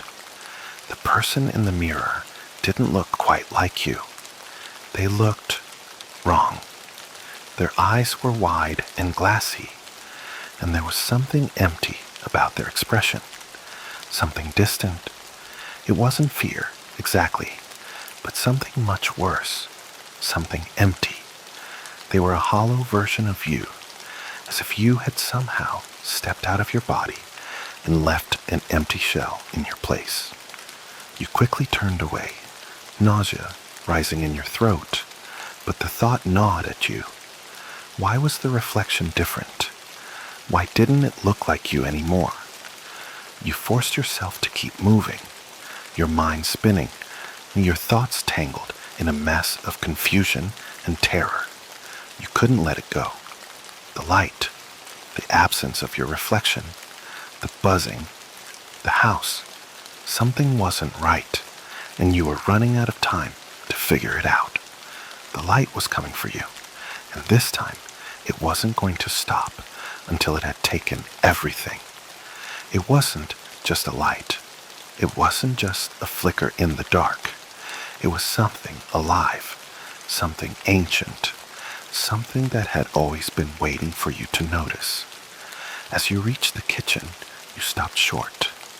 The window was dark, just like all the others, but it wasn't the light that caught your attention. It was the figure in the glass. It wasn't your reflection this time. No, this time it was something else. A shadow, a shape, a figure standing outside the window, so close that you could almost make out its details. It was watching you, the figure outside the window. You stopped cold in your tracks, heart thudding loudly in your chest as your mind struggled to make sense of what you were seeing. The shape outside was barely more than a silhouette, tall, thin, and unnervingly still. You blinked, thinking your eyes were playing tricks on you, but when you opened them again, it was still there, and this time you could see it more clearly, though the details were blurry and indistinct. It stood just outside the kitchen window, the faint outline of its form casting long, warped shadows on the wall behind it. Its shape seemed wrong, inhuman, like it was made of something other than flesh and bone. But it wasn't the shadowy figure that made your pulse spike in panic. It was the way it stood, rigid, unmoving, as if waiting for something, or perhaps for you to notice it. It was waiting for you. A cold sweat broke out across your skin as you backed away from the window, your feet unsteady. Your breath hitched in your throat, and the air around you seemed to grow thicker, heavier, as if the house itself was holding its breath. There was no sound, none at all, except the dull thrum of your own heartbeat hammering in your ears. It had been weeks now since you first noticed the white light, and each night it had come closer, as if drawn to you. The light had always been strange, but this felt different. The air itself felt wrong, saturated with the same static buzzing you'd heard earlier, now louder and more insistent. You needed to leave.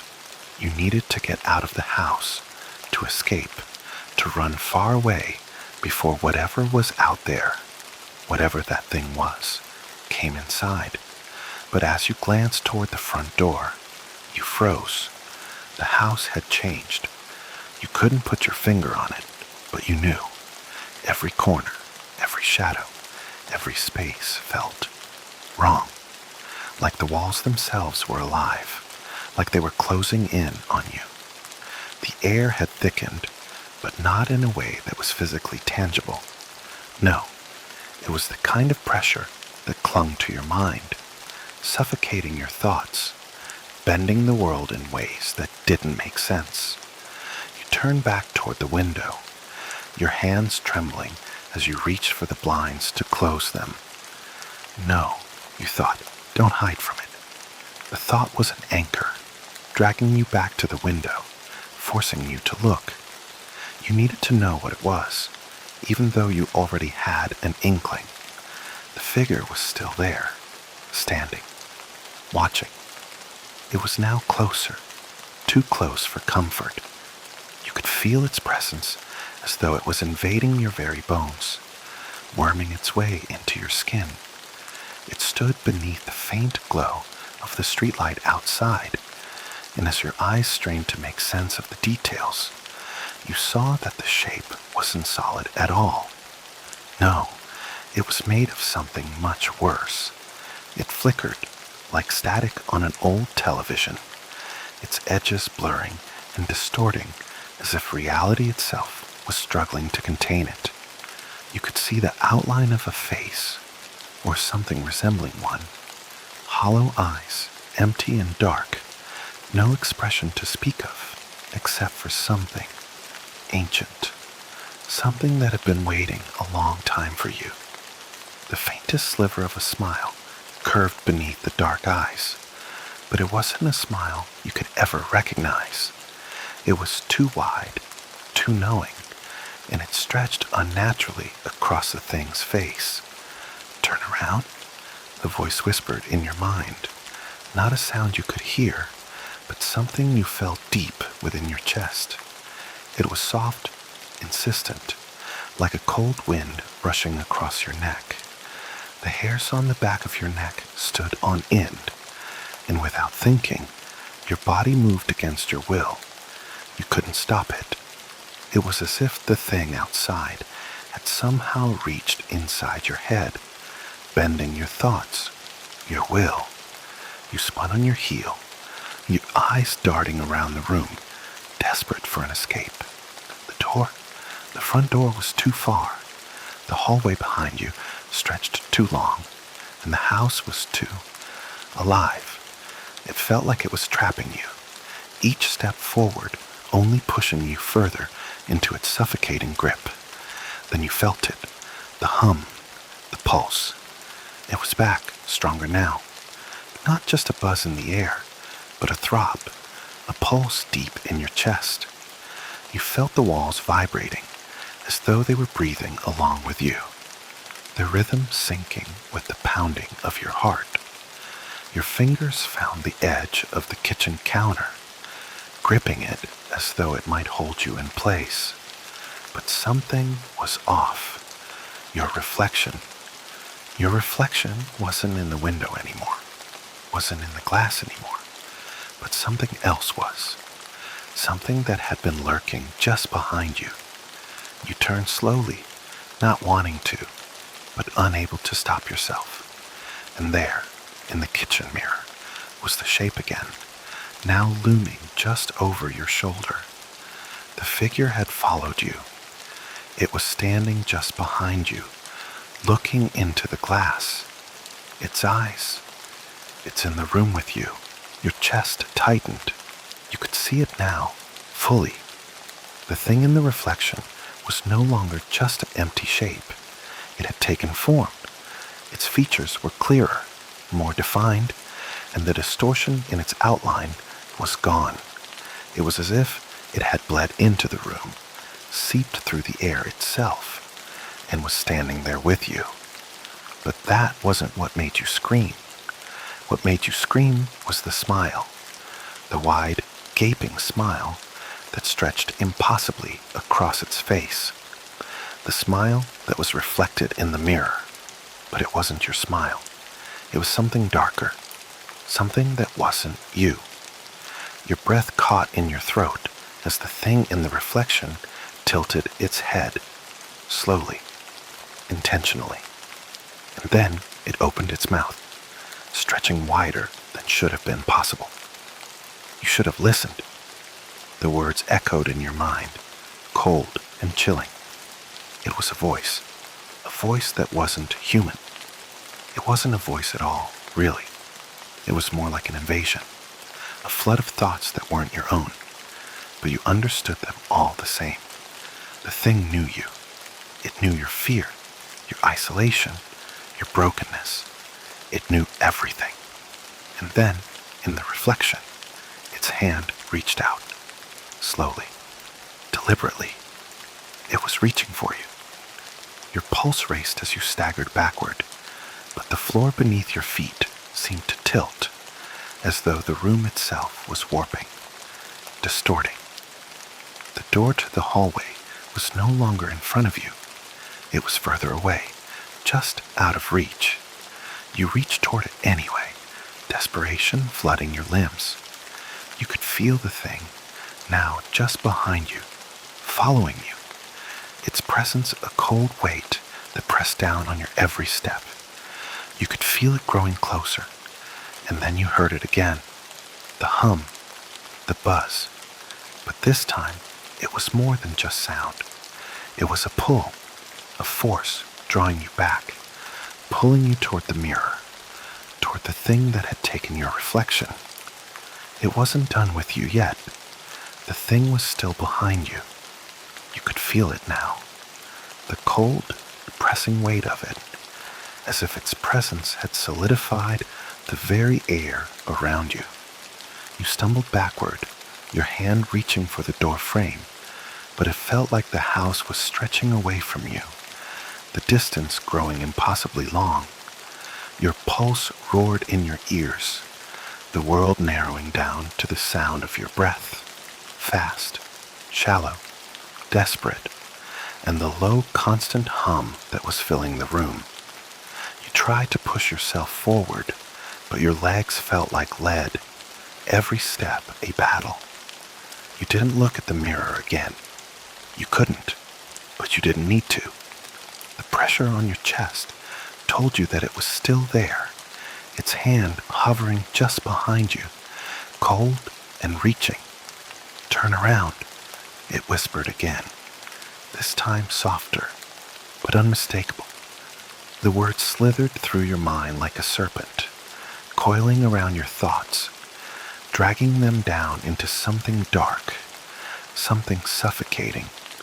You could feel the tug at the back of your mind. It wasn't just a thought anymore. It was an instinct, something primal that gnawed at your very core. You had to turn around. You had to see it. You had to understand. But your body refused. Your feet were frozen, rooted to the spot, as if the very floorboards beneath you were alive, holding you in place.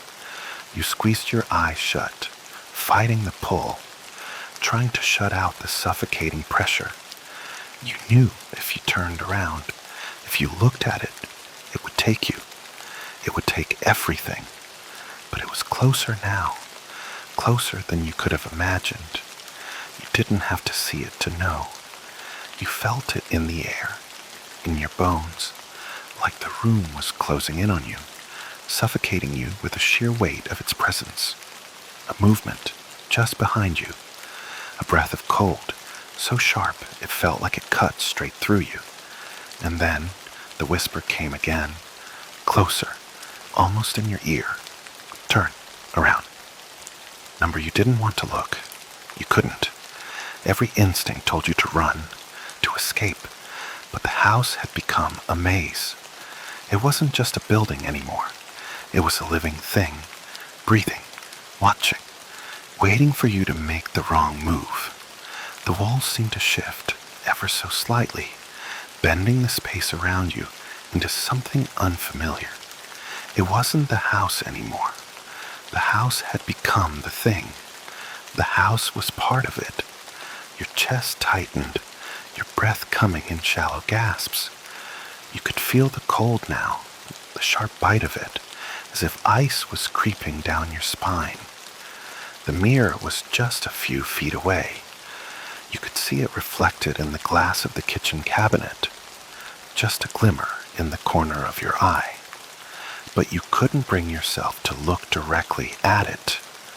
If you turned around, if you looked at it, it would see you. And there was something worse than being seen. You could feel it now, something more than the figure outside the window, something more than the absence of your reflection. This wasn't about the house anymore. This was something that had been waiting for you, something that had drawn closer and closer until it was nearly upon you. The soft scrape of nails against the wooden floor, the faintest whisper, like the sound of silk sliding across skin. The figure behind you was closer. You could feel its breath on your neck, and then, without thinking, your body obeyed. You turned. The room blurred as you swung around, your vision swimming as the walls seemed to pulse, rhythmically, as though they were breathing. It was all wrong. Every corner, every shadow felt wrong. The reflection in the kitchen mirror was there, but not your own. The thing, the figure, had taken its place. But this time, it was different. This time, it was smiling. That smile, that grotesque, stretched thing that twisted its way across its face like some terrible mockery. The eyes, empty, black voids, stared at you with such chilling certainty that you felt it in your soul. The thing wasn't just watching you. It was waiting for you to understand. But the smile, that smile grew wider, stretching impossibly as the creature inside the mirror began to move. Its hand, its fingers, slowly, deliberately, reached out toward you. And in that moment, you realized what it was. It was the light, the thing outside your window.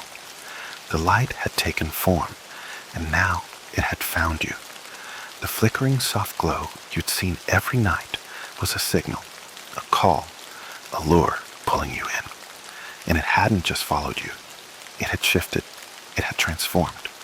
It had been waiting for you to turn, to see it. It had been waiting for you to make the connection. And now, it had you. You reached out instinctively, your hand stretching toward the mirror, toward the thing that wasn't you. And just as your fingers brushed against the glass, the world around you shifted again. The lights flickered, once, twice, and for a moment, everything paused. It was as if time itself had stopped, holding its breath. Then, with a sickening crack, the mirror shattered. Not the way a mirror should shatter. Not the way glass normally would. No, this was different. The crack spread across the glass like lightning, splintering and fracturing into 1,000 tiny shards. But as they spread, the reflection didn't disappear. It was coming through. The pieces of the mirror peeled away like paper, like skin, revealing the figure in the glass. It stepped through, its long, thin fingers dragging through the shards, its body emerging from the cracks as though it had never been a reflection at all, as though it had been waiting on the other side the entire time. It was here now. The room darkened, the lights flickering wildly as the figure took a step forward and another. And then its voice, low, guttural, echoed through your mind, pulling you in deeper. You were always meant to be mine. Your knees buckled. Your body was no longer your own. The force of its presence was too much, too powerful, and as the white light filled the room, all you could feel was cold. The room, the house, everything was fading. And as you slipped into darkness, you heard its voice once more, louder now, deeper. Welcome back. You woke to silence, the kind of silence that clings to you, wraps around you, presses into your ears with the weight of its emptiness. It was the kind of silence that felt wrong, unnatural, almost heavy. You couldn't remember how long you had been unconscious or how long you had been out, but the fact that you were still alive felt like a miracle, considering what you had just experienced. Or was it a miracle? You didn't know anymore. What was happening here? Was this still real? Or had you somehow slipped into another world altogether? Your head throbbed, a dull ache that pulsed with each heartbeat. You tried to move, but your body felt slow, heavy, like you were swimming through thick, viscous air. You were lying on your back. The floor beneath you felt cold, but when you reached out, you found no carpet beneath your fingers, no warmth, no fabric. You blinked rapidly, trying to focus, your eyes struggling to adjust to the dim, blurry light that seemed to come from all around you. The room around you was wrong. It wasn't your kitchen. The walls were warped, jagged, and the floor was covered in cracked, dark tiles that didn't belong in your house. The air was thick with an oppressive humidity, like the weight of the room was closing in on you, suffocating you. But that wasn't what made your heart stop in your chest. It was the light, the same white light. It hovered, flickering like an old lamp that couldn't quite stay on. It filled the space with an unnatural glow, casting long, distorted shadows across the floor, across the walls. It seemed to breathe with the air around you, rising and falling, pulsating like a heartbeat, like a life of its own. The same light that had haunted you, the same light that had drawn you in every night, was here now. It was alive, and it was drawing closer. Your breath quickened, and you struggled to sit up, your body rebelling against the movement. As you fought to lift yourself, your hand landed on something cold and smooth. Glass. It felt familiar. Too familiar.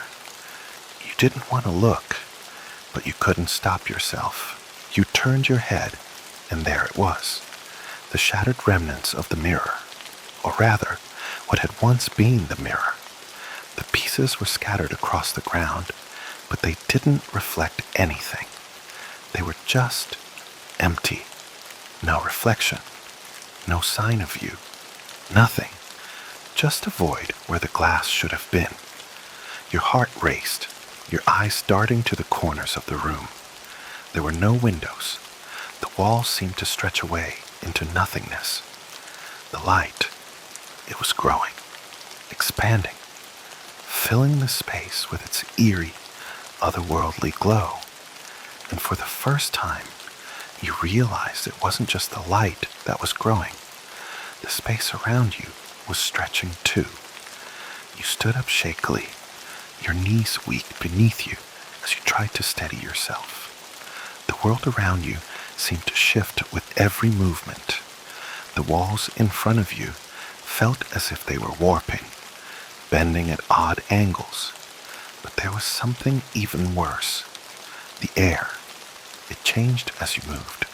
The temperature dropped with each step, growing colder until you could see your breath fogging in front of you.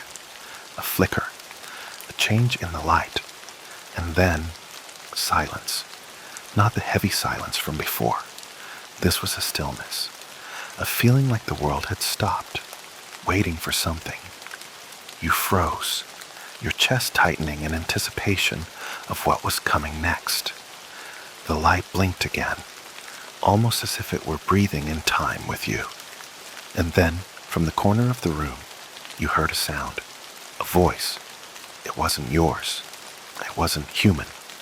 You came, it said, low and hollow, like the rasping sound of dead leaves scraping against stone. You were always meant to return. You turned, though you didn't want to, drawn by the force of the voice, pulled toward it, toward whatever lay at the center of the room.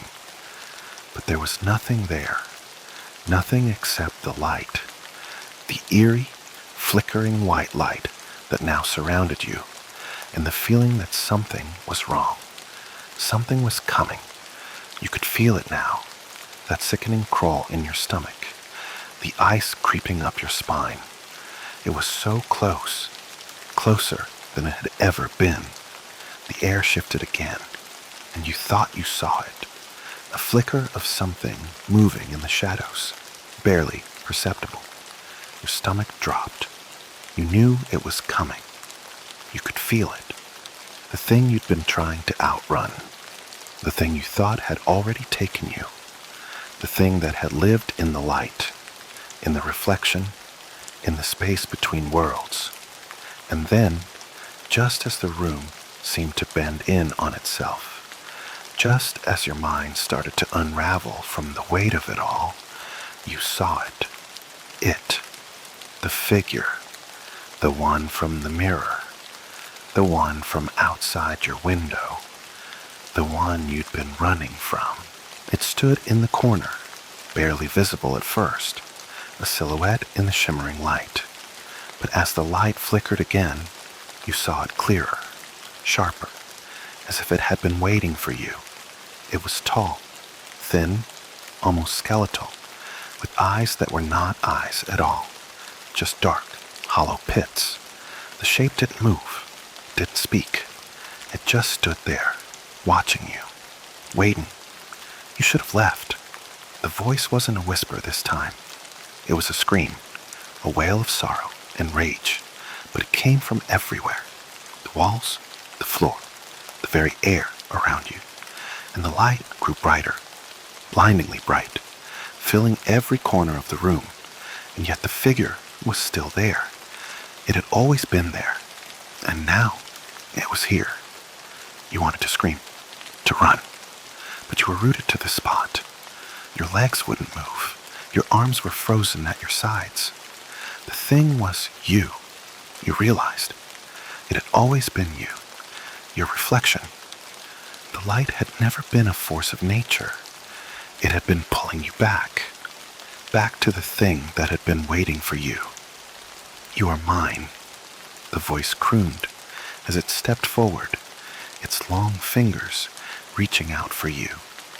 And then, just as you thought you would be swallowed whole by the darkness, it stopped. The light flickered one last time, and then everything went black. It arrived on an ordinary Tuesday. Nothing particularly unusual about that. Nothing out of place. Just a letter, tucked neatly between a bill for a utility and a flyer for a pizza place down the street. The envelope was yellowed, the kind of paper that felt like it had been buried under dust for years, like it had come from somewhere far away, from a time that no longer mattered. There was no return address, no markings of any kind, just a single name, written in uneven, almost childlike script. Ethan. No stamp, no indication of where it had come from. But the paper had a certain heaviness to it, a peculiar, organic weight that made it feel like something more than just a simple letter. It felt almost alive. Ethan didn't think much of it at first. He was used to odd things happening. He was the type of person who often found himself in strange, surreal situations. His life had been built on mistakes, after all. every decision he'd made had seemed like the right one at the time. But somewhere along the way, the choices had piled up. And now, here he was, stuck in a monotonous little house in a neighborhood that wasn't quite suburban, but didn't really feel rural either. And so, when the letter showed up, seemingly out of nowhere, it didn't seem like anything more than a bizarre quirk of the universe. He tossed the rest of the mail aside, holding the envelope in his hand, inspecting it. He turned it over, half expecting some sort of secret message to reveal itself. The feeling was there, something unnerving about it, but Ethan was no stranger to the strange. He slid his finger under the flap and opened it, pulling out the paper inside. The note was written in a deep, dark ink, the letters bold, yet strangely slanted, as though the writer had been in a hurry, their hand trembling as they wrote each word. "I know what you did." The message was short, simple, and direct, but it struck a chord with him, deep in his chest. His stomach tightened and he froze, the note held in his hands. His eyes scanned it again, the words pulling at him like an itch he couldn't scratch. "I know what you did." He laughed at himself, trying to push away the wave of unease that had risen in his gut. It was nothing, probably some prank. He wasn't the first person to get an anonymous letter. Maybe a neighbor or some bored kid. He folded the paper in half and tossed it onto the kitchen counter, shaking his head. Ridiculous. The rest of the night passed in its usual humdrum fashion. Ethan watched a few episodes of some crime show on TV, the glow of the screen casting faint shadows in his dimly lit living room. He could still feel the letter's words echoing in his mind, but he told himself to let it go. He'd made plenty of mistakes in his life. Who didn't? It was just a joke, a harmless joke. But when he went to bed, the unease lingered. The following day was no different. Ethan went to work, and the day passed as any other. He was a middle-aged man, a bit overweight, a bit too tired for someone his age, with a job that barely kept the bills paid. But there was something about that letter, something about the way the words had settled into his mind, like a seed, that bothered him. That phrase, "I know what you did," it burrowed deep into him, the words seeming to reach into the dark corners of his past. What did they mean? The night after the letter arrived, Ethan returned home and found himself standing in front of the kitchen counter, staring at the note as if it were some kind of riddle he had to solve. He was trying not to think about it, trying not to let it get under his skin, but there it was, sitting in front of him like an open wound, the ink still black and deep on the page. He reached out, almost without thinking, and unfolded it again, the paper now feeling somehow different in his hands. The texture of the paper had changed, slightly rougher, as though it had aged overnight. He couldn't explain it, but it was there, unmistakable. And the ink, the words. He stared at the note, and the letters seemed to shift. The simple, "I know what you did," seemed to darken, deepening, thickening, like blood soaking into the paper. The letters on the page were changing, morphing in front of his eyes, twisting into new words. Slowly, agonizingly, the ink reformed itself, and the new message appeared. "I know what you did, and I'm coming for you." Ethan blinked, his breath catching in his throat, his fingers clenched around the paper, his pulse racing. The words didn't make sense. This was insane. It was just a letter, but why was it changing? He quickly tried to crumple the note up and throw it away, but something stopped him. A feeling, a an instinct. He couldn't shake the feeling that the letter was alive, that it wanted him to read the message again. But no, he wouldn't fall for this. He tossed it into the trash can with more force than he intended, making sure it was buried under a pile of old takeout wrappers and receipts. He walked away, determined not to think about it. He wasn't going to let some prank get to him. The next day, the letter was back. It sat there, neatly folded, in the middle of his kitchen table. The paper had returned, the same yellow texture, the same mysterious weight. It had somehow reappeared, as if it had never been thrown away at all. This time, Ethan froze. His mind raced, heart hammering in his chest as he reached for it, hands trembling slightly. He unfolded the note again, desperate to see if it had changed once more. But the words were the same. "I know what you did." For a moment, Ethan simply stared at the note, his fingers numb around the paper. It wasn't possible. He had thrown it away. He had watched it crumple and fall into the trash. But here it was again, as if it had never left. And just like that, the room seemed to grow darker, colder, as the air around him grew thick with something unnatural. The weight of the letter was no longer just in his hands. It was in the room with him, pressing down on his chest, suffocating him with its presence. He wanted to scream. He wanted to shout, to tear the letter to pieces and never see it again. But even as his fingers closed around the paper, he couldn't do it. He couldn't destroy it. It was as if it had taken root in his very soul, and the more he tried to get rid of it, the more it seemed to want to stay. It wasn't just a note. It was something else entirely. The letter was watching him, waiting, and in the back of his mind, Ethan could hear it, the faintest whisper, a voice coming from the dark recesses of his memory, just beyond his reach. "I know what you did." And somewhere in the depths of his thoughts, Ethan realized the letter wasn't asking, it was telling him. The following morning, Ethan awoke with a feeling of dread heavy in his chest. It was the kind of feeling you couldn't shake, the kind that crawled up your spine, squeezing your lungs. He stumbled out of bed, rubbed his eyes, and glanced at the clock. 7:12 a.m. It was too early for him to feel this unsettled, too early to have the kind of weight on his mind that threatened to suffocate him.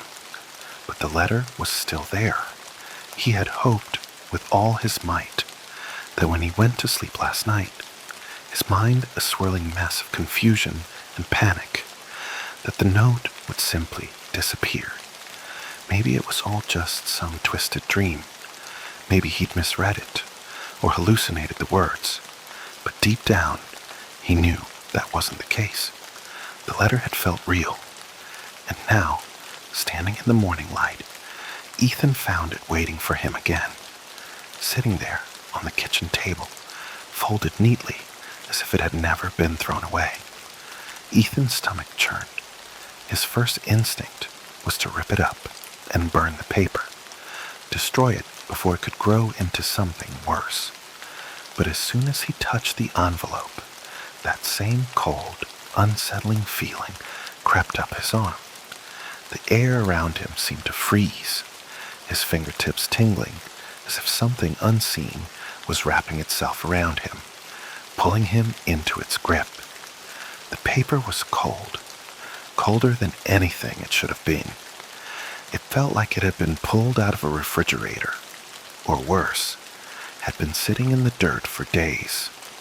When he unfolded it, the letter stared up at him again, dark and menacing in their simplicity. "I know what you did." Ethan's breath caught. His heart pounded in his chest. He had tried to move on from the past. He had tried to bury the things he regretted, the choices he had made that had brought him to this point. He was no angel, no saint, but this, whatever it was, this was not his doing. He hadn't asked for it. He had never asked for any of it. The letter was just a cruel joke. It had to be. Just a sick prank. He stared at the words, but they wouldn't leave. The ink had darkened overnight. It wasn't just black anymore, but something deeper, almost as though it was absorbing the light, pulling all color out of the room.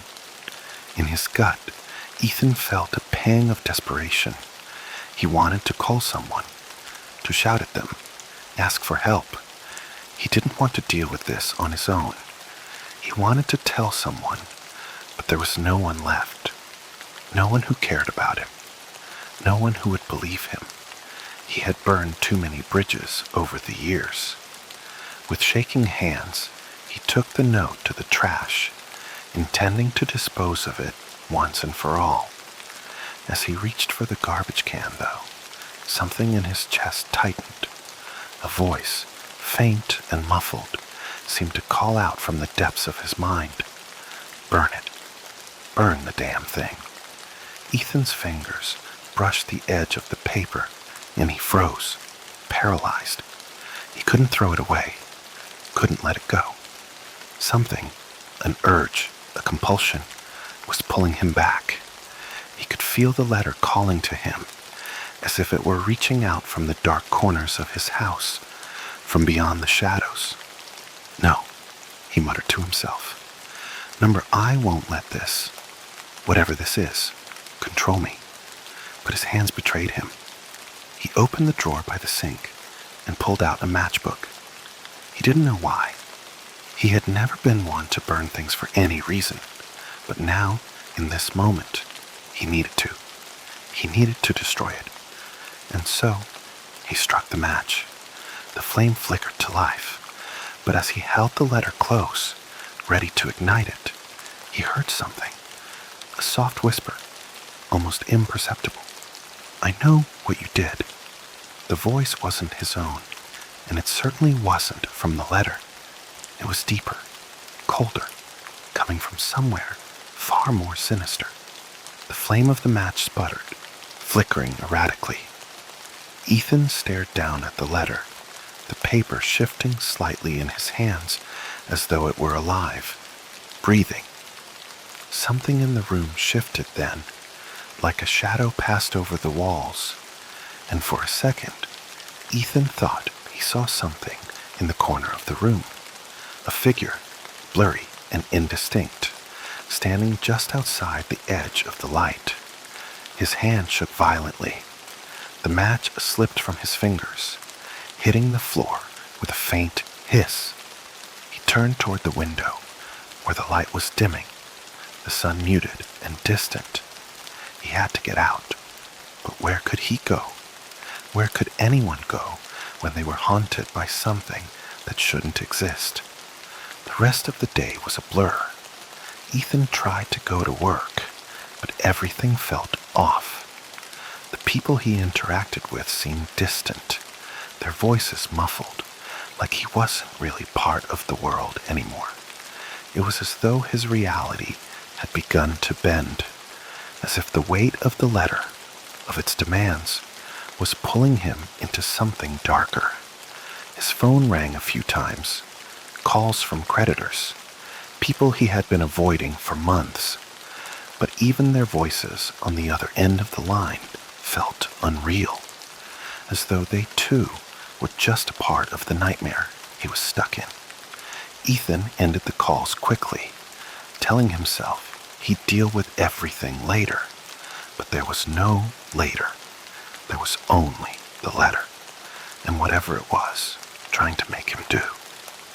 When he returned home that evening, there was no sign of the letter. He checked the kitchen table, the counter, the trash can, but it wasn't there. He felt a strange mix of relief and dread. Relief because the letter was gone, but dread because he knew it would come back. He couldn't escape it. He couldn't outrun it. And then, just before he went to bed, he heard it. The whisper. It was faint, just a breath against the back of his neck, but it was enough to freeze him in place. "I know what you did." The words were clear now, cutting through the silence of his bedroom. He whipped around, heart racing, but the room was empty. No figure, no presence, just the oppressive darkness closing in around him.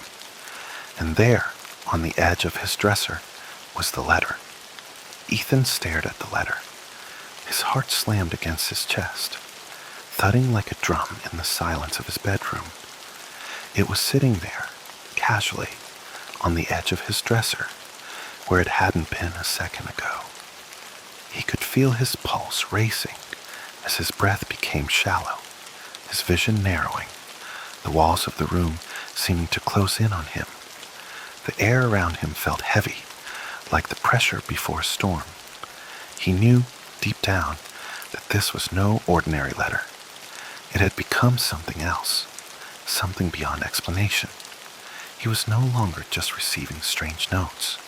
This was personal. It wasn't merely the ink or the paper, but something far darker, far more sinister, crawling into his life. He could feel it watching him. He took a step toward the dresser, every movement stiff, every muscle tense, as if he were being drawn in by an invisible force. He tried to calm himself, to reason with his own mind, but there was no reasoning with this, no logic.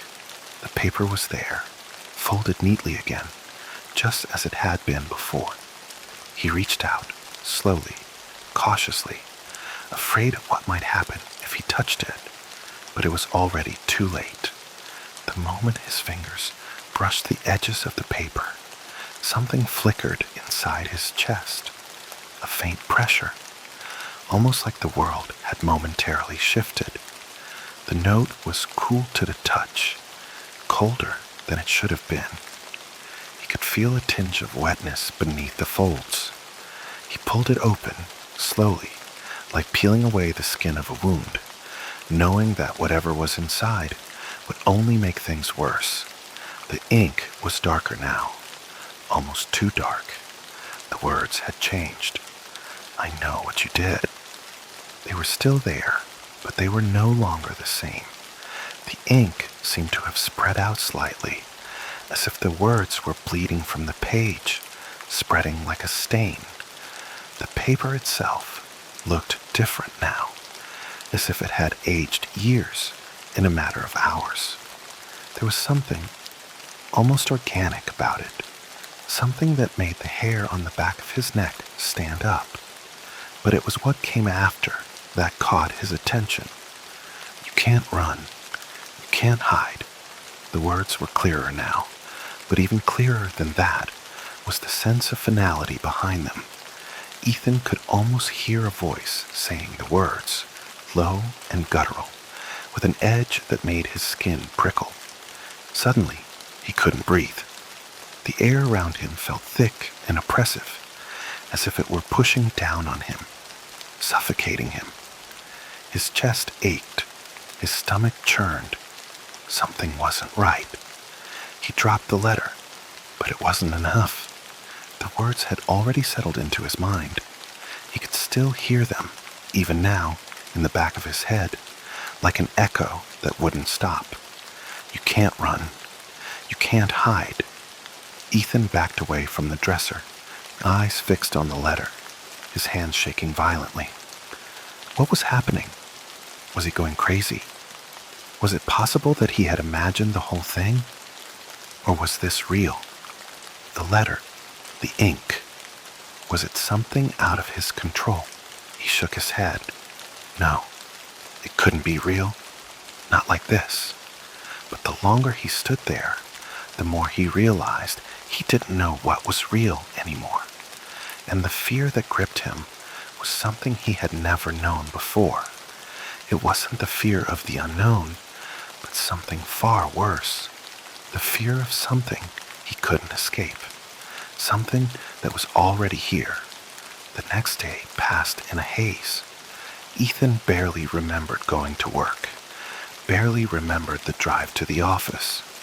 It was all one long blur, a sense of being outside his body, watching himself move like a puppet. He couldn't concentrate on anything. Every thought was consumed by the letter, by the feeling that it had become more than just a note, by the growing sense that it was watching him, even when he wasn't looking. Everywhere he went, he kept glancing over his shoulder, expecting to see the letter waiting for him, or worse, expecting to hear that whisper again, the one that had been in his ear the night before. It wasn't just paranoia anymore. It was something real. He didn't know how much time had passed, but it felt like the world had slowed down. He found himself walking around in a daze, his mind fogged by the dread that refused to let go. He tried to tell himself it wasn't real, that it was all in his head, but every time he closed his eyes, he could hear the voice. "I know what you did." Ethan couldn't stop thinking about it. The past, the things he had done, the things he had tried so desperately to forget, the mistakes that had piled up like bricks, forming walls between him and the rest of the world. But whatever the letter was, whatever this was, it knew. It knew everything. And that terrified him more than anything else. It was coming for him. He felt it in his bones. When he returned home that evening, Ethan stood frozen in the doorway for a moment. He wasn't sure why, but he knew, deep down, that something was wrong. He had always trusted his instincts, and right now, his instincts were screaming at him to turn around and leave. But there was no leaving. Not now. He stepped inside, locking the door behind him with a sudden, almost violent twist of the handle. As soon as the door clicked shut, the silence of the house seemed to swallow him whole. Everything looked normal. The kitchen was empty, the living room quiet, but it wasn't normal. Not anymore. Ethan could feel it in the air, thick and oppressive, pressing in from all sides. And then he saw it. There it was again, sitting on the coffee table. The letter. He hadn't even heard the sound of it being placed there. His heart skipped a beat, his breath catching in his throat. He could feel the cold sweat starting to form on his forehead as he slowly approached the table, not wanting to touch it, but knowing he had no choice. His fingers trembled as he reached for the note, as if the mere act of touching it might pull him deeper into whatever hell he had stumbled into. When he unfolded it, the words were still there, but now they were more than just ink. They were a promise. "I know what you did, and now you will pay." The promise felt like ice sinking into his veins. Ethan stood there, frozen, staring at the letter as though it were alive, as though it had somehow changed since the last time he touched it. He could feel the weight of its words pressing down on him, curling into his chest like a strangling vine. "You will pay." The sentence lingered in his mind, echoing, reverberating, twisting around his thoughts until he could hardly separate them from the very air he breathed. He wanted to scream, to tear the letter to pieces, to burn it, to bury it deep in the ground where no one would ever find it. But the compulsion, the strange, undeniable compulsion, kept him standing there, staring at the paper like a man hypnotized. He dropped the letter back onto the coffee table, his hands shaking. The room felt darker, as if the shadows had thickened, stretching out toward him. It was as if the walls themselves were closing in, their corners drawing tighter, suffocating him. The house, once familiar, now felt like a prison, a place where the air didn't move, where the floorboards creaked underfoot like an unwelcome warning. It was wrong. Something about the atmosphere had shifted. It wasn't just the letter anymore. It was everything. Ethan moved toward the kitchen, his mind reeling, his stomach heavy with dread. He had to do something, anything. He needed to take control, to stop whatever this was before it consumed him. But deep down, a part of him knew it was already too late. The letter had taken root inside him, and now it was only a matter of time before it took over completely.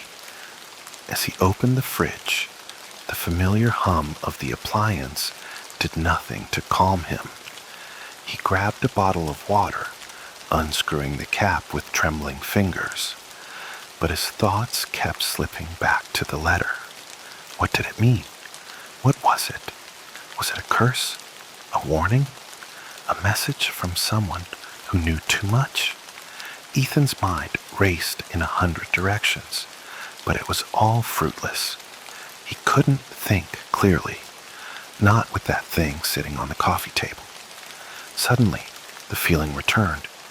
That pressure, that constant sense of being watched. He set the bottle down, his heart pounding. It was no longer in his head, this feeling. It was real. There was someone, or something, in the house with him. His eyes darted around the kitchen, scanning the shadows. The faint click of the fridge door closing was too loud in the silence. He froze. A noise. A faint shuffle, like the scuff of footsteps against the hardwood floor. It came from the living room. Number it couldn't be. He was alone, wasn't he? The silence of the house had made it clear that no one else was home. You're just imagining things, Ethan told himself. Get a grip. But his feet were already moving toward the source of the sound. Against his better judgment, against every instinct telling him to run, he walked back into the living room. There was no one there, just the letter, still lying in its spot on the coffee table. But something was different. The air had thickened, more oppressive than before. It was as if the space between the walls had shrunk, making the room feel smaller, tighter. The shadows, those dark corners in the room, seemed to stretch unnaturally, pulling in around the furniture, wrapping themselves around the light. Ethan's eyes locked on the letter once more, but this time it was moving. It wasn't much at first, just the faintest tremor, the tiniest twitch of the paper, but then it began to shift, slowly and deliberately, as if guided by an unseen hand. The edges of the paper fluttered, just enough for Ethan to see. The ink was changing. How? Ethan couldn't tear his eyes away as the words transformed before him, the black lines twisting and warping, stretching like liquid. I know what you did. That sentence melted away, replaced by new words, ones he hadn't seen before, but somehow felt deeper, darker. You can't escape. You can't outrun what you've done. His breath caught in his throat. He stepped forward, his feet moving on their own accord, despite the cold, gut-wrenching fear that surged up inside him. It wasn't just the words now. The ink itself seemed to have grown, spilling off the paper and curling toward the edge of the coffee table, as if it were trying to escape, trying to claim him. Something in his mind snapped. He had to burn it, now without thinking, without even taking a second to gather his wits. Ethan grabbed the letter again, this time with a sense of desperation. His hands were shaking violently, his heart pounding like a drum in his ears. The letter felt colder now, the edges damp and sticky against his fingers, as though it had been soaking in something dark and unnatural. He ran to the kitchen, knowing full well what he had to do. The matches were still on the counter, untouched, where he had left them earlier. Ethan grabbed the box, tearing it open, his hands trembling as he pulled out a match. He struck it, the flame flickering to life in an almost mocking way, as if the fire itself didn't believe he could destroy this thing. The match flickered. Ethan held it to the paper, his hand unsteady, his breath coming in ragged gasps. But just before the flame touched the letter, it happened. The whisper, "I know what you did." The voice was so close now, so loud in his ears, that it nearly sent him stumbling backward. Ethan's heart stopped. The match fell from his hand, the flame sputtering out. His eyes darted around the room. The shadows were no longer just shadows. They had taken form. There, in the corners of the room, figures began to appear. Indistinct shapes, dark and shifting, their outlines flickering in and out of existence, like distorted reflections in a broken mirror. It was here. The figures shifted toward him, drawing nearer with every breath he took. They seemed to watch him, their eyes, if they had eyes, pressing into him, invading his very soul. Ethan backed away, but the room seemed to stretch out endlessly, the walls distorting as if they were alive. The letter was still on the table, and with each step he took back, the ink spread further, pooling out from the edges, covering the table in thick black lines. Ethan's mind was in free fall. He was suffocating under the weight of it all. He had to do something, anything. But as his back hit the wall, a new voice broke through the dark chorus. "You can't escape." And this time, it wasn't just in his head. The voice, it wasn't just in his head anymore. It slithered through the room like a living thing, the words coiling around him, tightening their grip. Ethan's heart slammed against his chest, a frantic rhythm of pure panic. The shadows, those creeping, twisting shapes, were closing in on him now, pressing toward him with a speed that made his stomach churn. He could feel their cold, unblinking presence, their watchful, hungry eyes. The letter still lay on the coffee table, its ink now a crawling, spreading mass, reaching beyond the paper, pulling itself across the surface. Ethan tried to scream, but his throat closed up. The pressure in the room was suffocating. It felt like the walls were closing in, inch by inch, pressing him down, holding him in place. "You can't escape," the voice whispered again, now more of a growl, a rasp that sounded far too close. It was no longer just a voice. It felt like a presence, a weight that pressed against his skin, deep into his bones. He couldn't breathe. He couldn't think. His eyes flicked to the door, the only escape, but the path to it was blocked now. By what? He couldn't tell. The shadows had thickened and solidified, forming a wall between him and the only exit. He couldn't move. His legs felt as though they were glued to the floor. The air was thick, humid, suffocating. Every breath felt harder to take, as if the room itself were alive and choking him. The temperature had dropped, no, plummeted, until he could see his breath in front of him, a cloud of frost hanging in the air. Ethan's mind raced. There had to be something, anything that could stop this. He turned toward the letter again, his eyes locked on the ink, now oozing out in long, tendril-like threads, trailing off the edges of the table, reaching toward the floor, crawling upward, as if it had a mind of its own. The letter was no longer just a threat. It was a curse. His mind flashed back to the day it had arrived, to the strange texture of the paper, the chilling cold of the ink. But it was more than that. It had come for him, and it had known what he had done. Ethan had tried to bury it, to forget it, but the letter had seen him, and now it was here, alive and twisting, waiting for him to pay. "I know what you did," the voice whispered again, this time right behind him, as if someone was standing there, breathing down his neck. He spun around, his eyes wide with terror, but there was no one there, only the shadows, thick and swirling like smoke, like they were part of him now, a nightmare born from his deepest fears. It wasn't just the letter, it was everything. The house was suffocating him, the walls, the air, the very ground beneath his feet. It was all closing in, folding inward, bending to the will of whatever force had been awakened. There was no escape. He was the letter.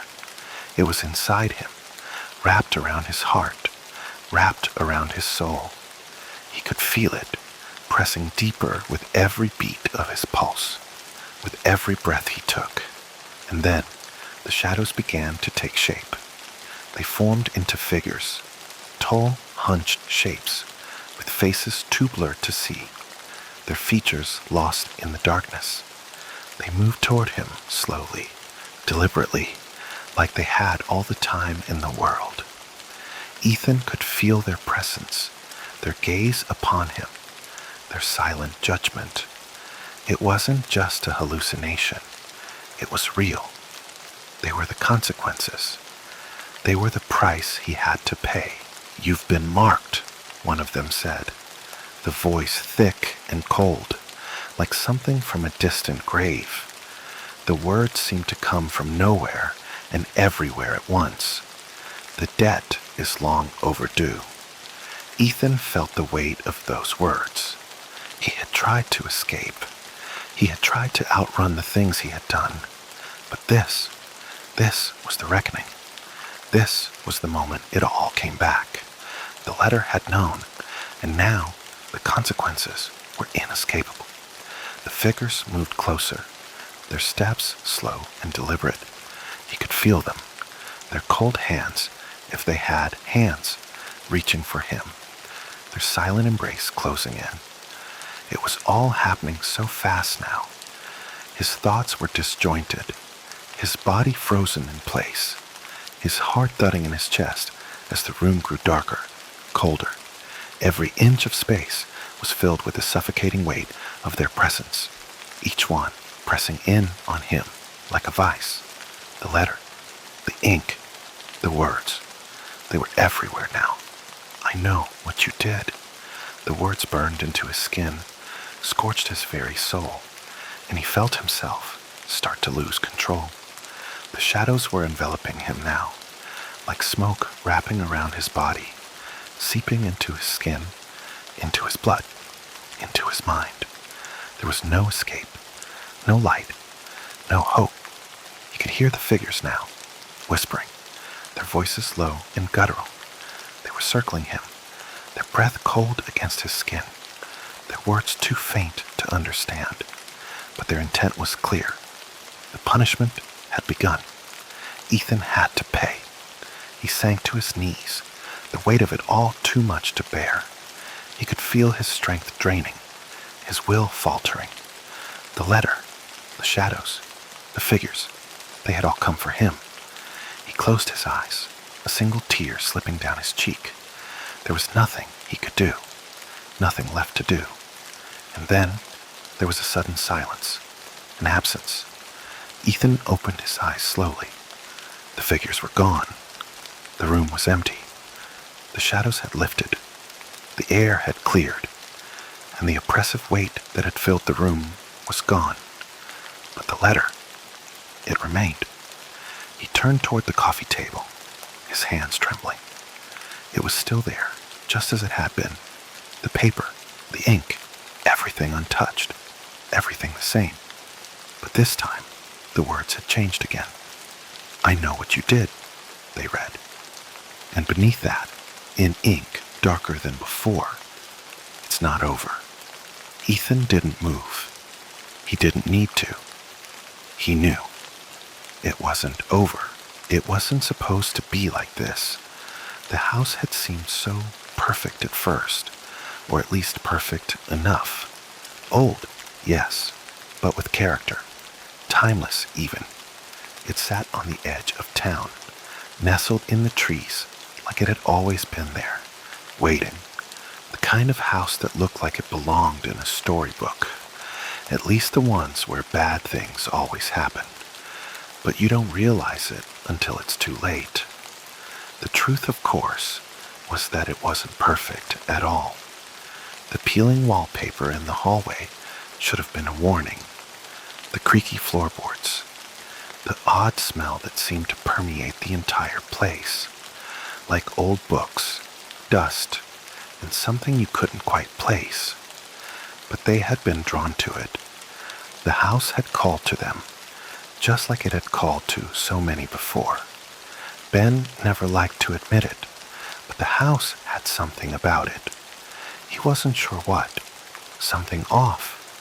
He had been so eager to escape the small apartment, to get out of the city, and to start fresh, that he pushed any lingering doubts deep into the back of his mind. The place had potential. Sure, the wallpaper in the hallway was a bit dated, but who cared about that? He would rip it off. He would make the place his own. His and Julia's. They were starting their life together, a new chapter in a new town.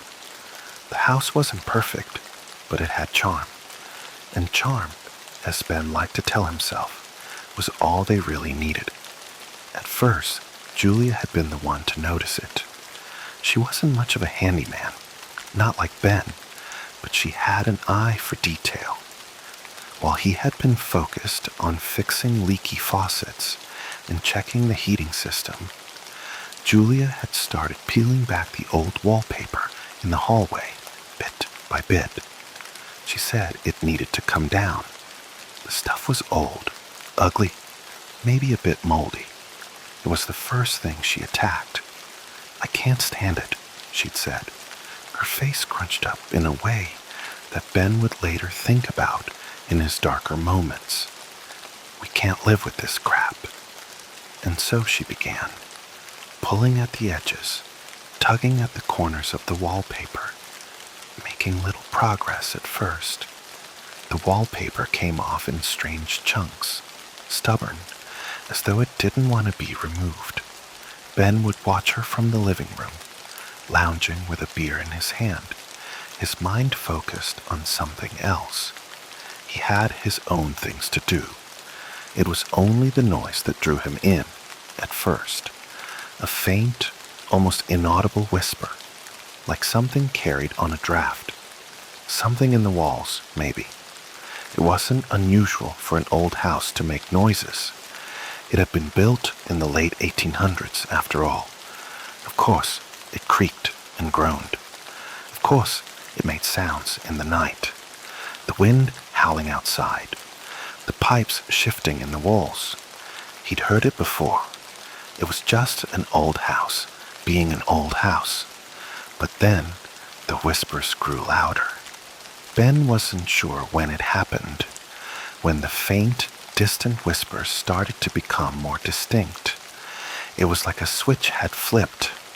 At first, he thought Julia had turned on the radio in the next room, or maybe the television, but when he moved to check, the room was empty. It was just her, carefully peeling away at the paper, her back to him. The whispers seemed to come from somewhere deep within the house, from behind the walls themselves. A soft, insistent murmur that barely touched his ears. But the longer he listened, the more he could make out the words. They were faint at first, barely audible, like a hushed conversation held just outside of hearing range. But something was strange about them, unnatural even. The voices were calling out, calling his name. At first, he thought he was imagining it. He'd been working long hours lately, and the stress of moving, of starting over, could mess with your mind. Maybe he just needed some sleep. He brushed it off, dismissing the whole thing as a figment of his tired mind. Julia didn't seem to hear anything. Her focus was all on the wallpaper, which she was still steadily tearing away, piece by piece. But the voices didn't stop. They grew louder, more insistent, more deliberate, until Ben could hear them clearly, sharp and unmistakable. It wasn't his name they were calling now. It was something else. Get out. You can't stay here. His heart began to beat faster, the blood pounding in his ears. It wasn't the house settling anymore. Number something was in the walls. Something that was reaching out to them. The walls themselves seemed to hum with it, a subtle vibration that he could almost feel beneath his skin. It was like a pressure, like the house itself was alive, breathing, moving. Ben wanted to ask Julia if she heard it too, but his mouth had gone dry. He stood there for a long time, watching her tug away at the wallpaper, her hands moving almost mechanically, the edges of the paper tearing away in jagged strips. "Julia," he said, his voice hoarse, "do you—" But before he could finish, she stopped. She turned her head slightly, her expression frozen. Her fingers rested on the paper, unmoving. And then she slowly, almost cautiously, pulled her hand back. Ben saw it then. Behind the wallpaper, where there had once been just bare wood, now there was something else. A patch of darker wood, streaked with strange markings. It wasn't just an old stain. It was something more. Julia's eyes widened and her lips parted. "I don't like this," she whispered. Ben felt a shiver run up his spine. His throat constricted, his mind racing. Something wasn't right. Something was very wrong. Suddenly, the whispers returned. Closer now, louder, more defined. And this time, they weren't calling his name anymore. "Help us." It was a voice that seemed to come from the deepest parts of the house, thick and heavy with fear, with an emotion that Ben couldn't quite place. The hairs on the back of his neck stood on end. The air felt colder, the room dimmer, as if the shadows themselves had started to creep closer. The walls seemed to groan and moan under the pressure, as if the very house was trying to contain whatever was buried within. Julia recoiled, her hands trembling. She backed away from the wall as if she touched something hot. The whispering grew more frantic, more desperate. Ben couldn't think, couldn't breathe. Every instinct in his body screamed at him to run, but he was rooted in place. His gaze locked on the peeling wallpaper and the dark stain beneath it. And then the whisper changed. It wasn't asking for help anymore. It was demanding something. "You can't leave," it hissed. "You belong here." Ben's heart skipped a beat. The walls groaned again, and the air became thick with something unholy. He turned to Julia, his voice barely a whisper. "We need to get out of here." But it was too late. They were already being drawn into something they didn't understand. The voices didn't stop. They grew louder, more desperate. Ben could feel it in his chest now, a weight pressing against his ribcage. The whispering had moved from being something distant, something odd, to something far too real, too close, as if the walls themselves were pulsing with life. His heart raced, each beat like a drum in his ears. He could hear the cold, metallic scrape of the air as it dragged itself through the house. Everything was wrong. Everything was unnatural. Julia backed away from the wall, her pale face twisted in a look of absolute horror. She glanced at Ben, her eyes wide, searching for something. An answer, maybe, or at least some small shred of normalcy. but there was nothing in him to give her. Did Did you hear that? She asked, her voice trembling. She looked at the wall as if it might come alive and swallow them whole. Ben opened his mouth to speak, but no words came. Instead, he simply nodded, slowly, his eyes never leaving the wall. The whispers had been growing, yes, but now they were almost tangible, like a touch on the skin, a vibration that hummed through his bones. Ben, she whispered again, taking a step backward, her fingers clutching the edge of the table. She wanted to run. He could see it in her eyes, but she was frozen in place, as if the very house were holding her captive. He could feel it, too. The air had thickened, and now he could smell it, a musty, damp smell that made him gag. The house felt alive with something ancient, something he couldn't even begin to understand. There was something behind those walls, something that had been trapped for so long, just waiting. He turned back to the peeling wallpaper, the corners of the paper curling up like the edges of a rotting wound. He reached out toward it, hand shaking, as if by touching it, he could somehow stop the noise, stop the dread that was spreading through the room like a sickness. But before he could lay a finger on the paper, a loud crack rang out from the wall behind it, a sharp, sickening sound, as if something had shifted, something had moved deep within the house. Ben staggered back, his heart thumping painfully in his chest. Julia screamed. The sound came from behind the wall.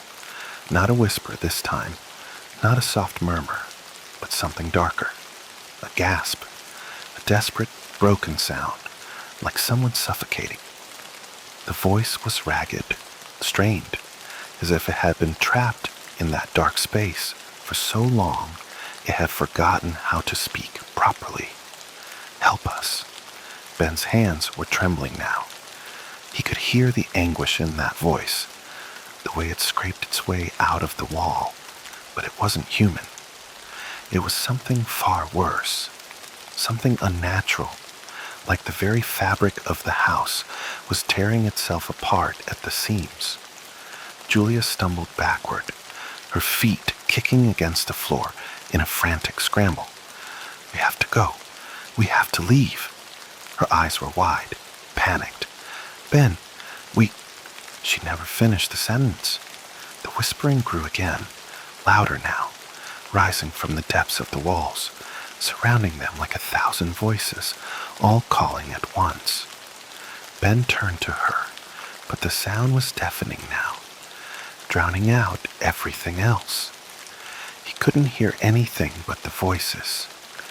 Didn't know what to believe anymore, whether the house was real or the voices were just a figment of his imagination. Ben, Julia cried again, grabbing his arm. Her grip was tight, urgent. We need to leave. He didn't answer her. He couldn't. The pressure on his chest had become unbearable, the weight of whatever was inside the house pressing in on him. The whispers were no longer just voices. They were fingers, hands, claws, scraping along his skin. He wanted to scream, but the sound was swallowed by the noise. His thoughts were no longer his own. They were the whisper's thoughts. They were the wall's thoughts. You belong here. The voice in his head was deeper now. The words weren't being spoken by anything human. There was a coldness to them, a finality. Ben tried to shake it off, but the feeling only grew. The shadows in the corners of the room deepened, curling around the furniture like smoke. The house was alive. The house was watching. Suddenly, the wallpaper ripped. It wasn't gentle. It wasn't just peeling away as before. This time, it was torn away in jagged strips, as if something was tearing it apart from the other side. Ben stumbled back, his legs unsteady, and he reached out to Julia, but she was already at the door, looking at him, her face pale. "Ben!" she gasped, her eyes wide with horror. Something's in there." The room grew colder, the temperature dropping rapidly, and the air itself felt thick with dread, with the presence of something ancient. The whispers were now a roar, drowning out everything else. He could hear them clearly now, each word sharp and cutting through him like a knife. "You shouldn't have come." Ben's hands were trembling. He wanted to run. He wanted to break free from this, to leave, but his legs wouldn't move. He felt as though he was rooted to the spot, the house itself locking him in place, as if it knew he was the one it wanted. His hand moved involuntarily toward the wall. He was no longer in control of his own body.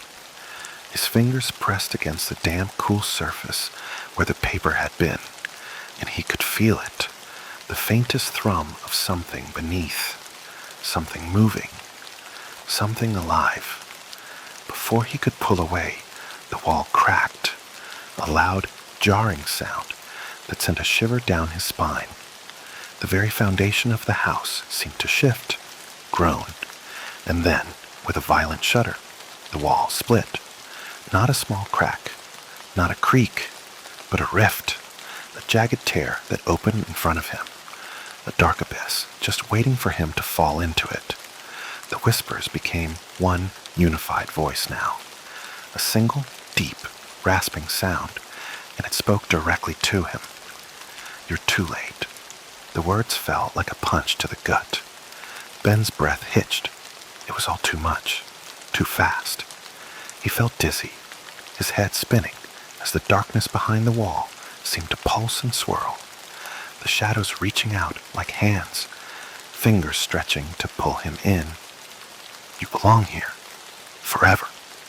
Julia's scream pierced through the air. Ben turned toward her, but she wasn't in the doorway anymore. She wasn't anywhere in the room. The door slammed shut. The house, it seemed, had claimed her too, and the whispers grew, louder now. They were no longer in the walls. They were all around him. They were inside his head. It had always been waiting. Ben had stepped into its trap. Ben's heart was still hammering in his chest as he turned back to the gaping crack in the wall. His legs were shaking. Every muscle felt like it was made of lead. His mind a fog of terror. The words still echoed in his head, deep, hollow, and unrelenting. "You belong here, forever." He wanted to run. He needed to run. But the door, Julia was supposed to be on the other side of it, wasn't there anymore. Instead, there was a void, a dark hole where the door had been, black and yawning like the mouth of a beast. He swallowed hard, his throat dry as cotton. His hands trembled so violently he couldn't even make a fist. He wanted to scream, wanted to shout for Julia, but his voice caught in his throat. The whispers, thick with malice, drowned him out, slipping into his ears like 1,000 crawling insects. "She's gone." The words were not his own, but they felt like a part of him, curling around his thoughts like a choking vine. He staggered toward the black opening in the wall, his feet dragging like he was walking through molasses. Every step felt wrong, as though the very air had thickened, making it impossible to move forward. The walls of the house groaned, a low, ominous sound that sent cold shivers crawling down his spine. He reached out, fingers brushing the jagged edges of the tear in the plaster. His skin prickled, a static charge filling the air. Whatever was behind that wall, whatever had been there for so long, it was no longer contained, and it wanted him. The very thought made him sick. His mind raced, his heart threatening to burst out of his chest. This couldn't be real. None of this could be happening. It was just an old house, an old, decrepit place with creaky walls and strange noises. The whispers were just some trick of his imagination. Maybe the stress had finally broken him, but deep down, Ben knew without a doubt, that what he was feeling wasn't just fear. It was something deeper, more primal. It was the sensation of being trapped, of being watched by something that had waited for far too long to let him go. He turned back, his body shaking as he searched for Julia, for any sign of life, anything that could explain what had happened. He couldn't feel her presence anymore. It was as though the house had swallowed her whole, and now it was coming for him. And then the whispers began again. It's too late. It's already inside you. Ben's breath caught. He didn't know what it meant, but the words had power. Power that seemed to twist around his chest and squeeze until he couldn't breathe. The room felt smaller, suffocating. He could feel the walls closing in on him, the weight of something heavy pressing down from above. The shadows, once merely vague outlines in the corners of the room, had begun to stretch, creeping toward him like living things. The tear in the wall widened with a slow, deliberate motion, and then, from within the darkness beyond it, something moved. A low, guttural sound, a scraping noise, like nails against wood, but worse. It was the sound of something trying to break free.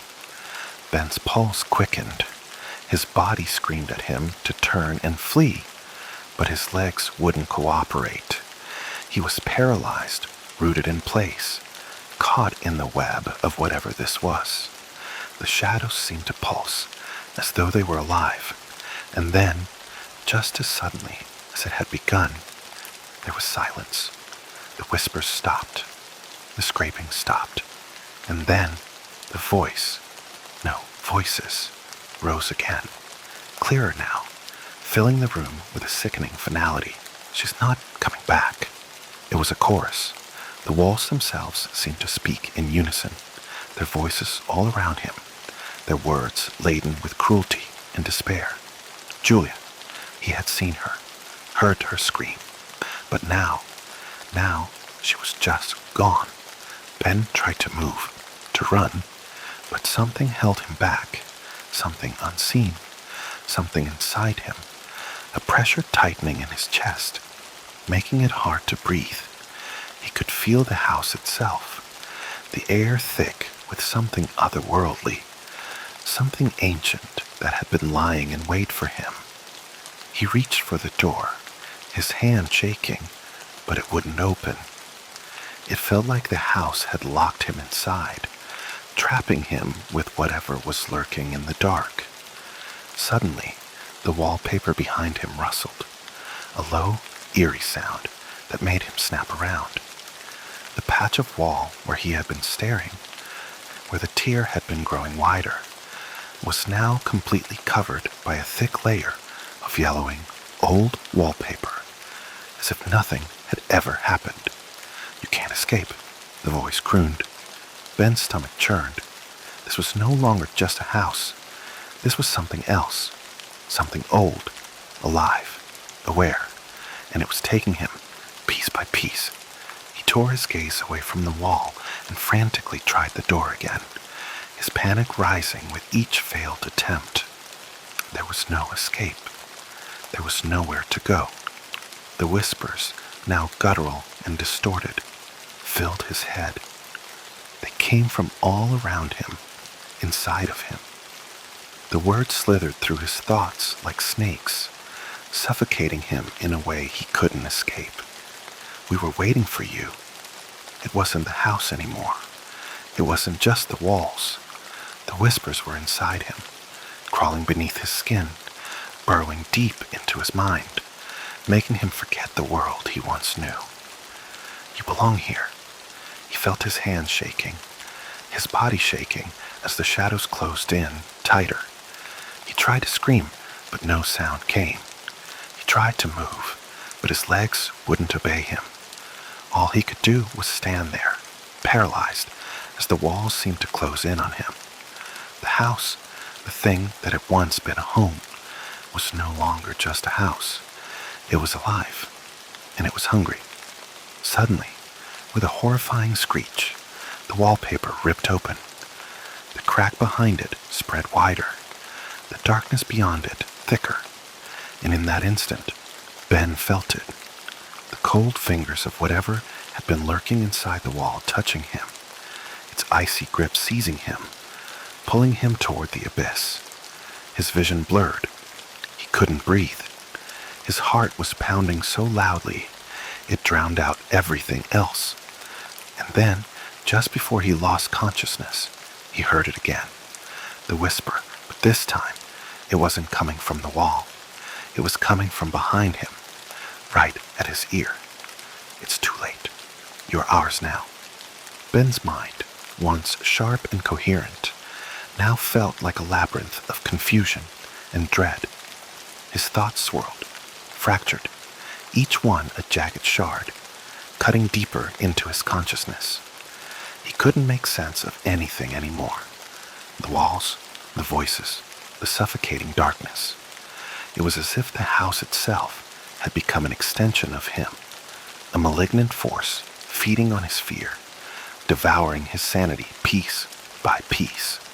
He was trapped within the very fabric of this cursed house, where nothing was real and everything was distorted, turned against him.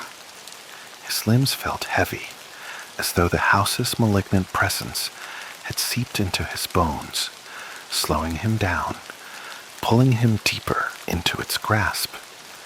His breath was shallow, ragged, the air thick with something cold and ancient. The shadows, once benign and distant, were now all around him, pressing in, curling in on him like a living thing. His heart thudded in his chest, its rhythm a slow, desperate beat that matched the growing urgency of the whispers. They had become more insistent, louder, closer. They filled his ears, his mind, until he could hear nothing else. The sound of his breath, his heartbeat, became muffled by the growing cacophony of those voices. They were always there, never quiet, always whispering, no, screaming for him. You should have left. Ben recoiled, the voice coming from inside his head, the very air thick with its malevolent touch. His vision blurred, the room warping around him, twisting into grotesque shapes. He reached out, grasping for something to hold on to, but the world seemed to shift beneath his feet. The wallpaper, the cursed, taunting wallpaper, was peeling away faster now, as though it had a life of its own, revealing the deep cracks in the walls beneath, cracks that bled with shadows. He tried to move, tried to push himself away from the wall, but his legs were unresponsive, his body sluggish, like he was moving through molasses. The whispers became louder, sharper, their words more distinct. They weren't just words anymore. They were commands, demands. Come closer. The voice was like 1,000 nails scraping against his skull, a dull, endless screech that made his head throb with pain. He closed his eyes, gritting his teeth, trying to block it out, but the words kept coming, relentless, insistent. We're waiting for you. Ben's hands shot to his ears, pressing against them with all his might, desperate to stop the noise, to make it all go away. But it didn't stop. It couldn't. The whispers were inside him now, taking root, gnawing at his mind like a parasite. They were in his blood, in his veins, coursing through his very being. He couldn't escape. The house had him, and it was never going to let him go. His breath came in short, shallow gasps, as the walls continued to groan, the floor beneath him creaking with a disturbing finality. The darkness beyond the wall was no longer just an absence of light. It was a thing, something sentient, something alive, something hunger. With a jagged screech, the wallpaper ripped further, revealing more of the abyss within. Ben's body trembled as he stumbled backward, away from the wall, his hands shaking uncontrollably. He couldn't look at it anymore, couldn't bear to see what lurked behind it. But it was already too late. You can't escape. The voice was everywhere now, behind him, beside him, inside of him. It was a cold, suffocating presence, drowning him in its unrelenting force. His heart pounded erratically, as though it, too, was being torn apart by the pressure. The air in the room had turned thick and rancid, filled with the stench of decay and rot. The wallpaper, now almost completely torn away, was like an old wound, raw and festering, revealing the ugly truth that lay hidden beneath. And then, just as suddenly as it had begun, the whispers stopped. An unnatural silence fell over the room. The darkness that had been suffocating Ben just moments ago now seemed to recede, pulling back into the walls, into the cracks that had been growing larger with every passing second. The tension in the room was unbearable, like the silence was the calm before the storm. Ben's body froze, his mind racing, trying to make sense of it all. His chest heaved with each labored breath, his fingers still trembling. The air seemed to thrum with a strange energy, a palpable force that seemed to emanate from the walls themselves. And then, slowly, he felt it. A shift. It was subtle at first, like the faintest ripple of movement in the air, but it grew quickly, filling the space around him. His skin prickled, the hairs on the back of his neck standing on end. The temperature in the room plummeted, and Ben's breath became visible in front of him, a mist that lingered for a moment before dissipating. "You've been chosen." The voice was now clear, unmistakable, like it was standing right behind him, whispering in his ear.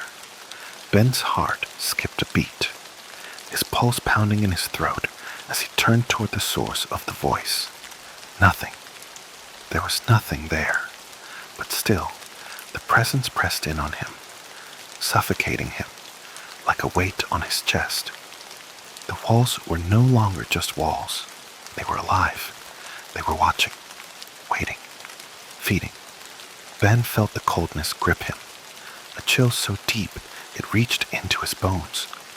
The shadows in the room seemed to shift again, twisting, warping, and for the briefest of moments, he thought he saw something in the corner of his eye. A figure, a shadow, but it was gone before he could focus on it. His head spun, his body weak, his legs ready to collapse beneath him. The whispers returned, louder now, like the house itself was laughing at him, mocking him for being so foolish. There's nowhere to run. Ben's breath hitched, his pulse quickening. He reached out blindly, his hand searching for something, anything that would give him a sense of stability, a lifeline in the overwhelming chaos. But his hand closed around nothing. The walls were moving now, not physically.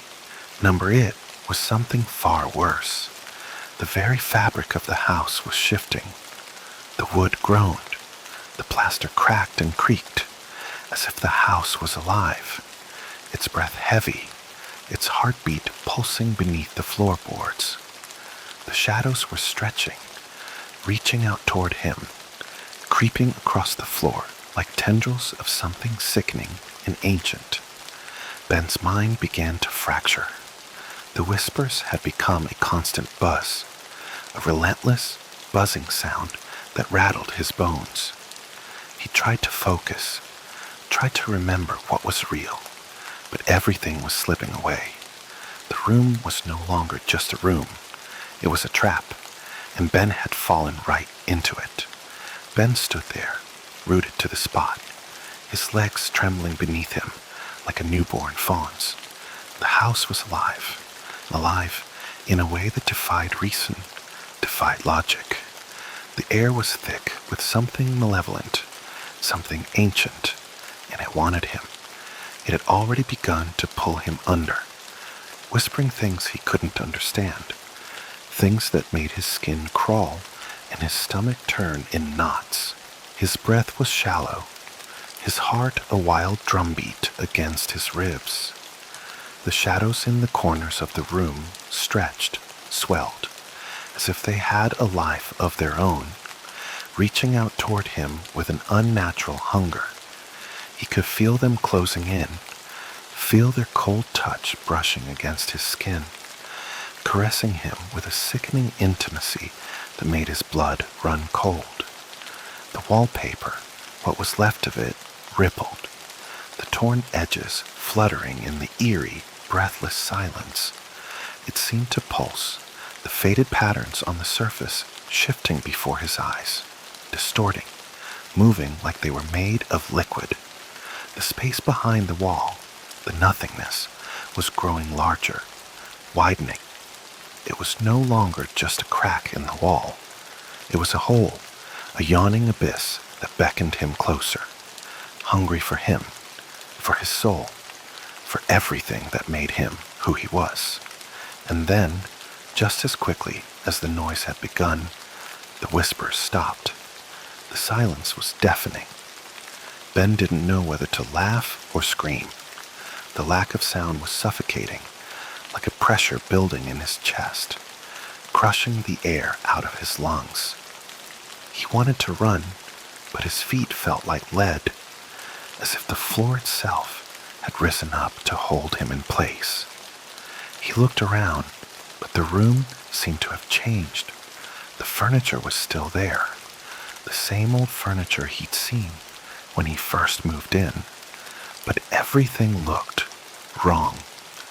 It was as though the house was shifting, changing, and he was trapped in the middle of it. The walls weren't just walls anymore. They were living things. They were breathing, pulsing with a slow, rhythmic beat, a heartbeat, and Ben could hear it. He could feel it in the pit of his stomach, vibrating through his bones, thumping in time with the growing pressure in his chest. "You belong here," the voice whispered, and Ben's blood ran cold. He stumbled back, his feet tangling beneath him, and he crashed into the wall with a sickening thud. His head spun, and for a brief moment, the room seemed to tilt, as if gravity itself had begun to bend and twist. His eyes were wide, frantic, as he searched for an escape. Anything, any way out. But there was nothing but the wallpaper and the growing darkness. His reflection in the mirror across the room caught his eye. It was strange. He hadn't even noticed it before. But now it was all he could see. His reflection, standing in the same spot, was perfectly still. But something was off. There was something wrong about it. His reflection didn't match his movements. It was as though it was trapped behind the glass, frozen in place, and Ben could feel it, could feel the unease radiating from it, the wrongness of it. The hair on the back of his neck stood on end. "Look at me," the voice urged. It was no longer a whisper. It was a command that tugged into his mind like a hook, pulling him toward the mirror. His feet moved on their own, as though they were no longer under his control. His hands reached out, fingers trembling as they brushed the surface of the mirror. The reflection stared back at him, its eyes hollow, empty. Ben's heart raced in his chest, panic flooding him. He didn't want to look closer. He didn't want to see what was there. But something compelled him. His fingers grazed the cold glass, and in an instant, the reflection moved. It wasn't him. It wasn't his face anymore. Ben's breath caught in his throat, and the air seemed to freeze. The face staring back at him was a grotesque parody of his own, twisted and warped, its eyes wide with a hollow, empty expression, the mouth stretched into an unnatural grin. The face in the mirror was wrong. It wasn't him. It was something else, something far worse. And then, with a sickening jolt, the face in the mirror smiled. It wasn't a smile of mirth or joy. It was a smile of knowing. The reflection, the thing that wasn't him, seemed to mock him, its grin widening as it tilted its head to the side, as though it was laughing at his terror. "You're one of us now," the voice hissed, and Ben recoiled, his pulse thudding in his ears. The room was spinning again, his vision blurred, and he stumbled back, away from the mirror. He couldn't breathe. He couldn't think. The walls were closing in, suffocating him with their hunger, with their overwhelming desire to consume. The shadows had thickened again, crawling out from every crevice, from the corners of the room, from the gaps in the floorboards. Ben pressed his back against the wall, eyes wide with panic as he turned toward the door, toward the one remaining exit. But it was no longer there. It was gone, vanished into thin air, leaving only the gaping hole where it once stood. "You can't leave," the voice sang, the whisper now a screech, echoing from every corner of the room. "You belong here, forever." Ben couldn't move. His legs refused to respond, as if the house itself had become a cage, locking him in place. His hands, slick with sweat, pressed against the cold wall as his chest heaved. He couldn't breathe. He couldn't escape. The house, this monstrous thing, had claimed him. And then the whispers began again. But this time, they were no longer just whispers. They were voices, loud, urgent, overlapping. A chorus of souls that had been trapped here, in this house, for who knows how long. "You're not alone." The shadows in the corners of the room deepened, and Ben could feel them, feel their presence, feel their hunger. They were coming for him, and there was nowhere left to run